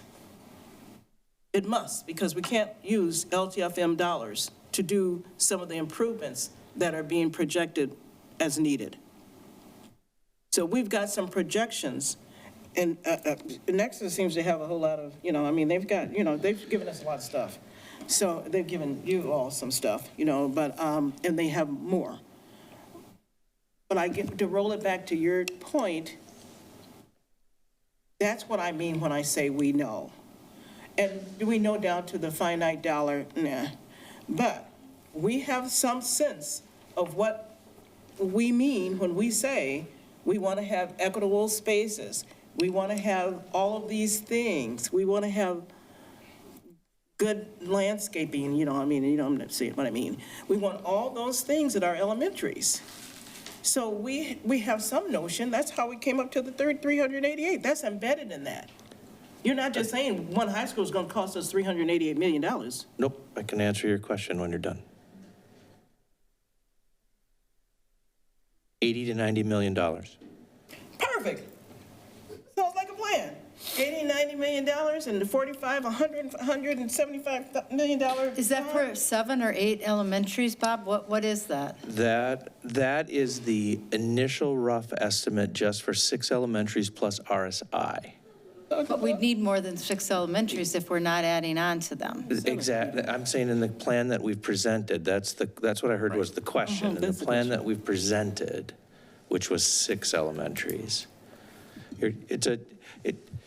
it's going to be somewhere in that 80, 90, 100 million. I mean, it's all ballpark right now to do because each of the, so when you go back, so here's why. And this gets to the point of why is it hard to go any more in depth of that, is this building is a much different cost than this building. And that's just the outside. Okay. So I just want to be sure that I am hearing what you asked for, because I didn't hear it. What I heard you say, and I could be very wrong, is that if we don't do anything with the 2 high schools, if we don't move then anything into PMS, you're asking what would it cost to renovate existing elementaries, which we would need more than 6 of. Like parceling this out, like I'm starting to get very worried about an additional plan that I just want to be sure that the board as a whole is giving us direction about how we use our time and energy to prepare with you. So let me just respond to that. Because I might not have it. Well, you don't have it, because what I'm saying is that the work that's already been done, when we've estimated out what it's going to take for these elementaries to be improved upon with new dollars. That's really the question. And so we know what that information is right now. We know what it is. We understand that we are still in the formative phase. We understand that. But we also know, because you've given us some estimates about what it would cost to do Lakeview. To do RMS. So those are, I'm just asking for known stuff. I'm asking for known data to really look at that and to have it be your numbers. Not something I just dreamed up, but your numbers based on what you already know. That's what I'm asking. So that's not a new plan. That's just consolidating some information in a particular way. That's all it is. And it's not really accommodating, changes to the new, high school thing. Going down to 1 high school, because I think that means you get rid of New Hope Learning Center, you start improving, and so there's some, now that doesn't preclude some, that's all I want to talk about. That's all I was talking about. Now, I'm not even into the high schools. That's a different conversation. I just am interested in what do we know about the elementaries? What does it cost for us to really go out and get what we, what are the estimates you have? Included in that is the RMS question. That's it. So in a comprehensive plan that includes not just facilities is the reality that, I'm sorry, a comprehensive plan, not just including facilities and upgrades to facilities in that capacity is the fact that we are in SOD and we have to reduce our footprint. And in absence of doing anything other than creating a new elementary school and just taking one offline, you don't achieve that. You don't achieve that. And we have to be able to achieve reductions. That's the only, what I would say, Helen, is the only kind of flaw in the ointment there is we have to continue to gain efficiencies with our footprint. And just to your point, I'm sorry, I know that there's a list, and this is the last one I have to this because I raised it. So this is the last kind of point I have to that. And so that's where I talk about phasing. Because the SOD plan is not time limited to 5 years. Correct. Okay, so the SOD plan can live on. And the SOD plan can be phased to where the enrollment actually falls to a level that we feel like is needed. And well before that, you're not gonna wait till the last minute before you build a building if you need to do that. So I'm not suggesting that at all. But I'm just saying, phasing things out and having the bar be these things that I've shared. So I'm gonna stop there. I think Director, Superintendent, you understand what my kind of question was. So I would just like to say again, yes, you are correct. And Helen, I said this at the community meeting last week. The SOD plan is a 5-year plan. We are in no trajectory to get out. I mean, we're going to be lucky to see a decade. That is the reality. But what we need to do is we cannot be deficit spending every year, which means, I mean, you saw the projected reductions without us doing anything. We're going to have to continue to reduce. So where are we reducing if we're not doing, that's my point. And I agree totally. And because I'm responsive to what you're saying, if that means that we can't have 8 and we can't have 7, we got to get this number, that's what it means. That's not, I mean, it just means what it means. If we got to keep reducing that, we just have fewer elementaries. That's it. So. I'm just simply going to clarify. The number that I gave you was based on, like I said before, was based on the plan that we have presented, which assumes 1 high school, 2 middle schools, 6 elementary schools, RSI making the move. That's where that concept number comes from. It does not mean that you can do something totally different, and then that's all that it's going to cost you just to do elementary schools. And so I would put this out here because I think for the whole board, we are to a spot where it is really, really, really important that we do not layer and conflate things, right? We can't, I don't know how else to say this, but we can't just do something. Like everything has a tentacle, it has a trade-off. It has, if we say, as an example, we're gonna do 2 high schools, that changes everything. Period, plain. That's why I say the way that I've been approaching this is trying to understand all of the chess moves so that if you as a board say, wow, I don't like where Lakeview's at, this and that, hopefully, at least, I've got at least 70% of, okay, if that happens, here's what this could do and this could do. And then we could come back and say, what is the potential estimated cost in that scenario? The scenario that we've, again, presented right now is not a small, it's not a small move. This is a large, complex, multiple move. It's why so many people are anxious about my kid's gonna have to move here and then here. Yeah, because it takes 3 moves to get to 2031 for this program. So we really have to be careful to try and not be in that mode of, well, what if we just do this? There is no we just do. It's, if you want this, here's the trade-offs for that. Director Wuto. Yeah, thank you for explaining that again. I think that was my main point of just going back to that RMS site and taking that dollar amount in the bracket, right? Because I know even just hearing from other board members that there may be a drive for what I proposed, right? But if the board doesn't agree to it, let's just say that is not happening so we can move on with what we have, right? But accepting that we need to renovate Lakeview where it is now, and then in 2 minutes later or next month, come back and say, well, if we are going to ask for a referendum bond, then why don't we just build a new one? If that is the case, let's decide that now. And that's all I was asking, right? So that we take that bracket and say, let's add it to the millions of dollars that we are already asking the community to spend.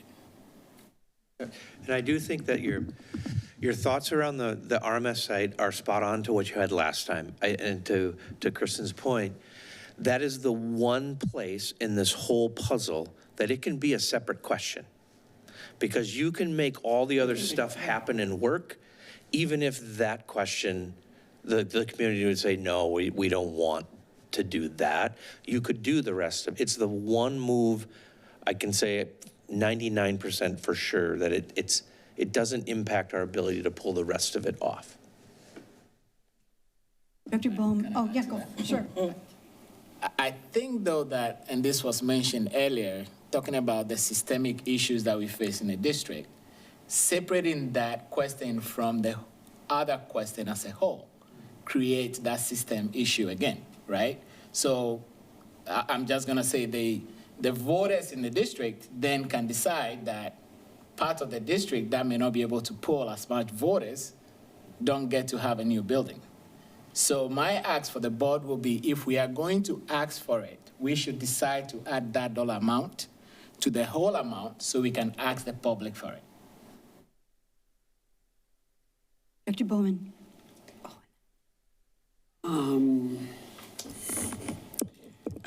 Director Wuto, I'm fascinated by what you're saying because I can clearly see the vision and I like the larger school size and that sort of a thing for that site. I'm also feel like we've really confused the conversation a little bit tonight and I'm concerned about that for myself. We keep using the word we, and I don't know if we is really appropriate. I think we have 7 different voices up here, and I don't know that we're completely in the term space of using we, so that I found that to be confusing tonight. So the 80 million to 100 million that you're talking about, that number was based on, you threw that number out because that's a number just if we remodeled or just if we did some baseline. Elementaries. Wait, excuse me. That number was what? So like I said before, that's the initial starting spot number as part of this total plan with 6 elementary schools and RSI. Okay, and that's the number that would be needed to do just a minimal of upgrades to the building in addition to long-term facility maintenance, in addition to LTFM? Is that? LTFM would come on top of that. On top of that, so it'd be 80 to 100 million, really, really rough ballpark that you're saying, that, and then the LTMF would be on top of it, correct? Correct. Okay. And what you're saying with that 80 to 100 million, that's what you would bond for? Or is that's where? So no. That's where we're confusing numbers here. There was nothing, so the answer to the question Yeah. was simply what part of the bond dollar, the bond ask was the elementaries as part of this plan. Okay. That's all that number was. The initial, before we've gone down anything, no different than the total number as a, so when you look at this number on this slide, 370 to 425 million as a total piece. In this package, those 6 elementary schools and Spanish immersion would take up between 80 and 100 million of the 425 on the top end. That's Okay. all that answer was provided for. Okay. Nothing else, no other plans, no other configuration. That's it. Okay. Then there would be LTMF on top of that, right? Yep, As far that's as- only the bond part. So whatever the LTFM would be for all 6 of those sites, in addition to that. That clarifies that. My other thing that I have, I mean, I know that this is presenting us with more and more detail of the information.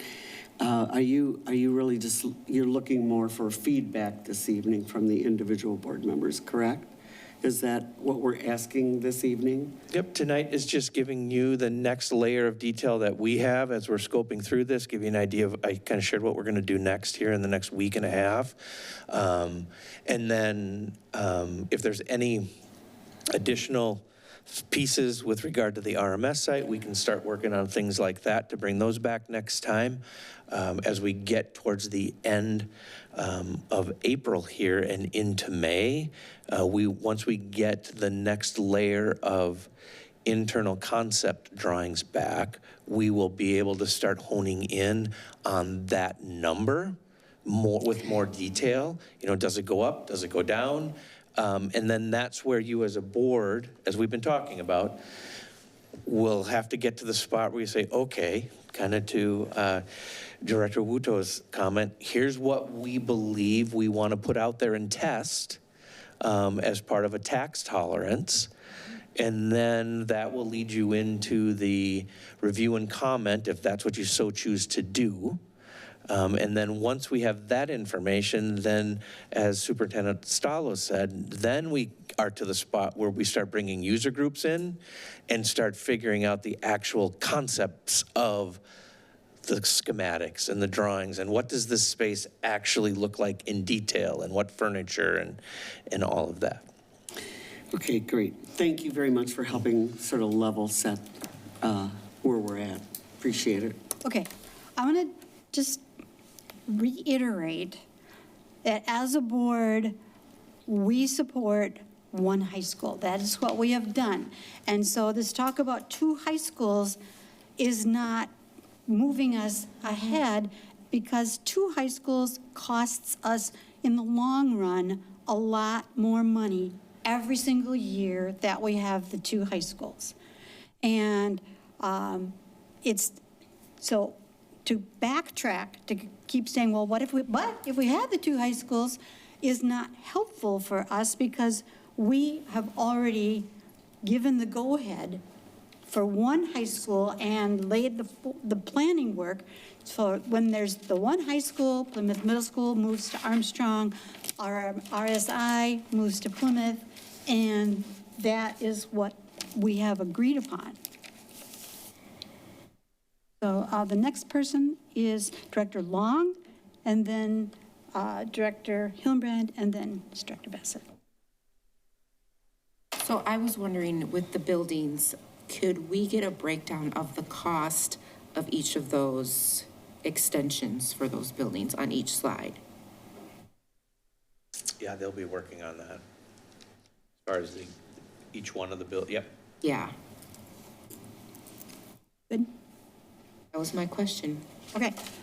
Director Hillenbrand. Yeah, that pretty much is, it just was to see if Director Wuto's idea of the building an elementary on the RMS site, I mean, I assume then it would be a net of, taking, between 10 and 20 million off the big chunk, but it'd be good to see what that net would be, but it sounds like you can bring that next time. So that's all I was going to ask. So thank you. Okay. And then it's Director Bassett. Thank you. So I think I have framed my whole question when I started was if the referendum fails. So I just want to be clear. The majority of the board did give the go-ahead for the 1 high school.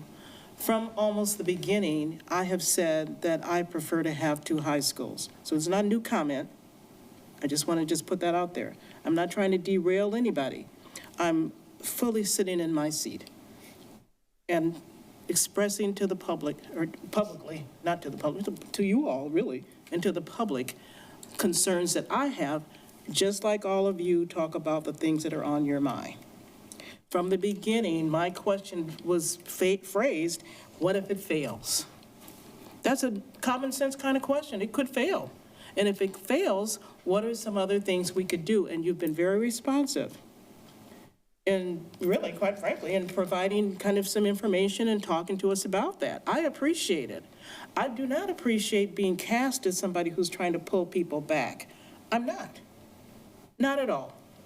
I am planning forward. It either will, whatever we put out there will either pass or it will fail. And if it passes, it'll pass based on whatever the questions are. If it fails, then having a plan, I think I've said this from the very beginning, is what would be our plan, what would be the things that could be possible. So I don't appreciate being cast as somebody who's trying to pull things back, mess things up. I appreciated Director Wutaw's comments because one of the first things I talked about was putting everything we could in RMS and redoing RMS. That was one of the first things I ever thought and wrote. So I'm not an obstructionist. And some of the same, same people, same things others have said, then they get a good response. If I say it, it's a problem. That's kind of almost a joke, but it's real. And I'm very conscious of it, and I'm very sensitive to it, and I don't like it. I don't do that when anybody else has their idea. I just listen to it. If I agree, I agree. If I don't, I don't. I don't need a lecture. And so just like Director Long asked for those specific numbers for those specific buildings, that will help you get closer to what the cost might be. And I assume, and I don't know, I'm asking, she's right here, that's with the improvement. So it's not just doing LTFM stuff to those elementary buildings. To Director Brightenson's point, we want them to kind of have a little more pizzazz. I think he's, said something like that. So we want them to be as state-of-the-art as they can be. I'm on that bus with everybody else. And so if we know what it costs to do all of that, that information could just be put on the table, and just like the 45 million is for the RMS. It's just information. And we already have it, some semblance of it. So that's what I'm asking for. Director Brinson, do you need to go before Director Brinson? Director Brinson and then the superintendent. Can we go to slide 4, back to the timeline? Short-term timeline? I just have a question. Based off of what Director Bassett was talking about. And we've talked about this before. So we come to a decision, we're push forward for this, all that good stuff. To the second half of this, right? What if it fails? What is our grand plan? Where would that fall in this time? Would we spend time in June, July, say, here is the alternative. We would go to these 7 schools. What would that timeline look like? I'm just curious. Or would we wait until after the referendum failed and then show up in December and be like, all right, now what do we do? I'm just, personally, I think we should have a facilities plan to say, here's closer to what we'll have. Maybe that's not realistic enough. No, I'm going to just go back to this slide. Yeah, and you've got the start of it down there, right? So there are 2 ways you can do this. Okay. Right? You as a board can say, all right, we're going to put out to the public, here's what happens if you don't pass this bond. End of story. This is our plan. Love it. You as a board are going to have to decide what, on the right-hand side, you're going to have to then say, here's the reality, community. If the bond doesn't pass, we're going to need to reboundary, as an example. We're going to need to reconfigure the high schools. And then what will be incumbent upon us is to say, here's what reconfiguring the high schools looks like. Here's the programs that will need to go away. So ultimately, it will be it's going to back into the SOD plan, because what's going to happen is you're going to trade programs for space at that point in time. Because you don't have enough space to have everything. So if we get rid of this space, that means this program either needs to function differently or it can't exist anymore. Sure. That's one way of communities do that, boards do that, or you don't have to do that. You could wait till November, and then this is where you're at in November then. You wake up the next day and you say, all right, the bond didn't pass, so now we're starting with this slide. Administration, what are your ideas? And then that's when you can. This gets back to really, I think, why we're trying to have the conversations the way we're trying to have them with you is great question. We serve at the board's pleasure. Sure. Right? So if you tell us, come up with that game plan that is truly for us to chew on, to then present to say, here are our best guess moves. If a bond doesn't pass, we can do that. I will tell you this, you got to be ready for the outcome of that, because you won't know for sure what decisions are going to be made. And I can already tell you that just showing the slides for tonight have caused people to think that their building is going away for sure, their program. So I say all of that with a giant caution of balance. Sure. Because back to my statement of, you can't just do something. That's not going to work. There's impacts to everything. And what I would add to that, we do serve at the pleasure of the board. I just want to remind you all, and you'll never hear me complain about the hours that we put in and the work we're doing. But the reality is, and you've heard this before, what we are doing, closing the number of buildings, moving the number of classrooms and schools, helping to support our leaders, both in the student transition, the family transition, and the staff transition. This becomes, we can do it.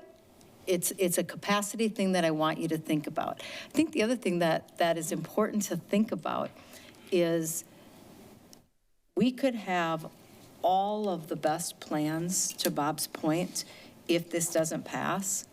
This doesn't pass by 100 votes. Is it then a different something that if it doesn't pass by 5,000? Like there's so many what ifs that I think it is important to be able to say that to the community without threat, because it sounds like threat sometimes to the community. I think it's really important to be able to say, this would be the plan. Knowing what we know today, this would be the plan. The detail of it, the degree of time that we spend on that, again, I think we would need to understand more how important that is to y'all. But so I want you to just to think about that as well. The third thing that I just do want to go back to is I think that right now, as much what we're really trying to do, and this was why last Thursday was so good, we want to ensure that we are as clear as we can be with our community. And so we got some great feedback around where we weren't as clear and what we need to be clear on. So I appreciate that in this conversation here, we've come back around why the question about the elementaries, really, it's as a piece of this one option that we're moving towards. So I just think that that's important, and I think this piece around the RMS is a really important conversation right now. So that's all. Just wanted to add those things. So if the referendum does not pass, we will not be able to do the programming that we are hoping to do. We will not be able to offer options to our kids or be able to offer this. If we have to close another school, we will not be naming any schools because nobody wants to hear that their school is going to be closed. Right. But definitely a school will probably have to close if it doesn't pass. And that needs to be communicated that something will close, one of the schools or more will close. But, I mean, if my kids are at Happy Valley Elementary and I hear Happy Valley Elementary is going to be closing, heck no, I'm not voting for that. because nobody wants to have their school closed. And my question was just how far it was more of a question to Yeah. right, how far are we going in this? Like, I do think that is 85%, 90% of what the future looks like, right? Like, I don't disagree with that. There's probably some, like, we could probably do some thinking ahead of time, be like, well, we can probably stuff these 3 things into a building, Some of the things we're planning for the referendum probably also apply or applicable in a you know what I mean? Like, we're already doing this mental math of how many things fit in a building. Some of that would still share, right? But that was more of a question, like, how far do we think we're going with this? Because And I know, explaining the cost of running 2 high schools Yeah, also right. is all of it. Dr. Bassett, you're next up on the list. Thank you.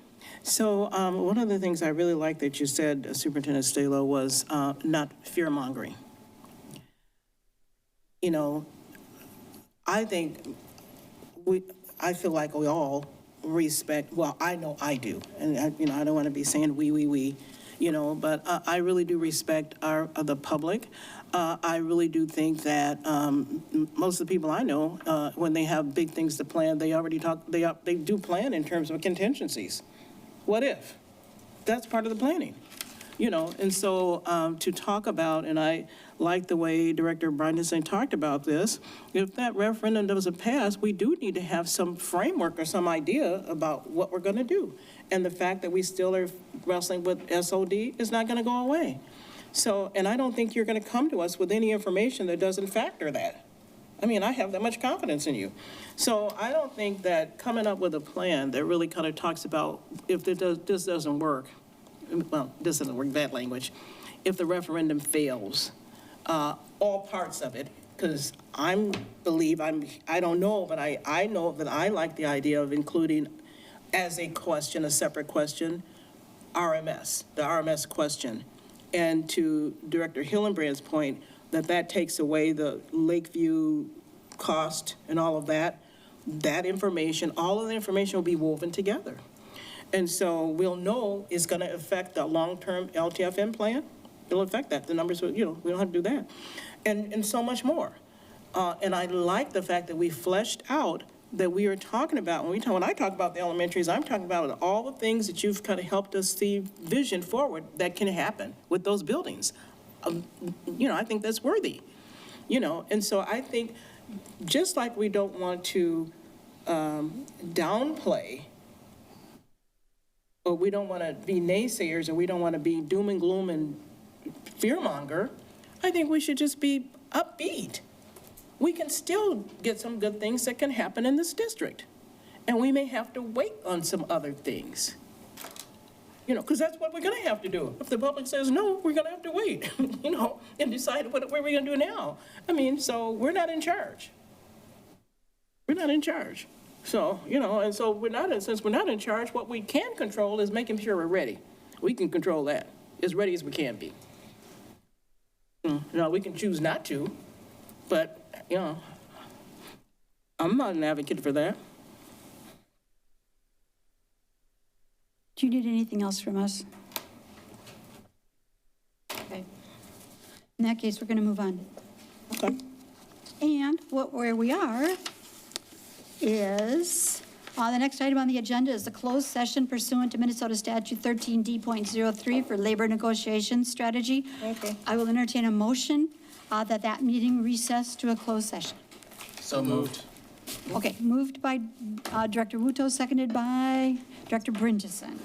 Okay, and before we take the vote on this, it's been brought up that perhaps we should move to a different room. A board member has expressed concern that maybe a smaller closed-in space would be more conducive, more confidential. How do you guys feel about it? Stay here and get our work done. Yeah, it's freezing in here. It's freezing in here. Yeah. It's cool in here. So what do you, it's freezing in here. What do you mean by that? Move? sure. Yeah. Yes. Move. I don't care. Don't care. There's a Okay, big fine. fan right here. Yeah. Okay, fine. It is. All right, we're gonna, Was the meeting posted in the ESC in the boardroom? No, they don't ever care. closed session. It doesn't matter. They can't be in it anyway. study session. Passover. Just recess to a closed session. That's all it ever Okay, says. so, all in favor of recessing to a closed session, please say aye. Aye. Opposed, say no. Okay, we're going to recess to the HR office. Oh. Okay.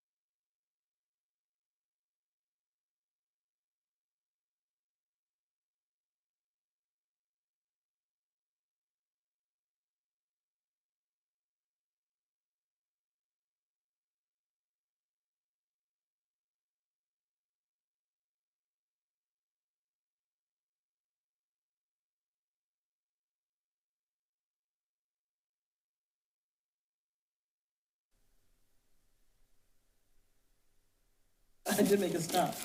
And we're back.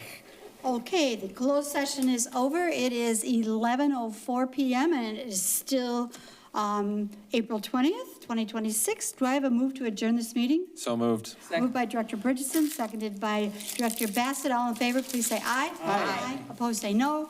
We are adjourned. Thank you. Thank you, everybody. Good night, everyone. Thank you. Good.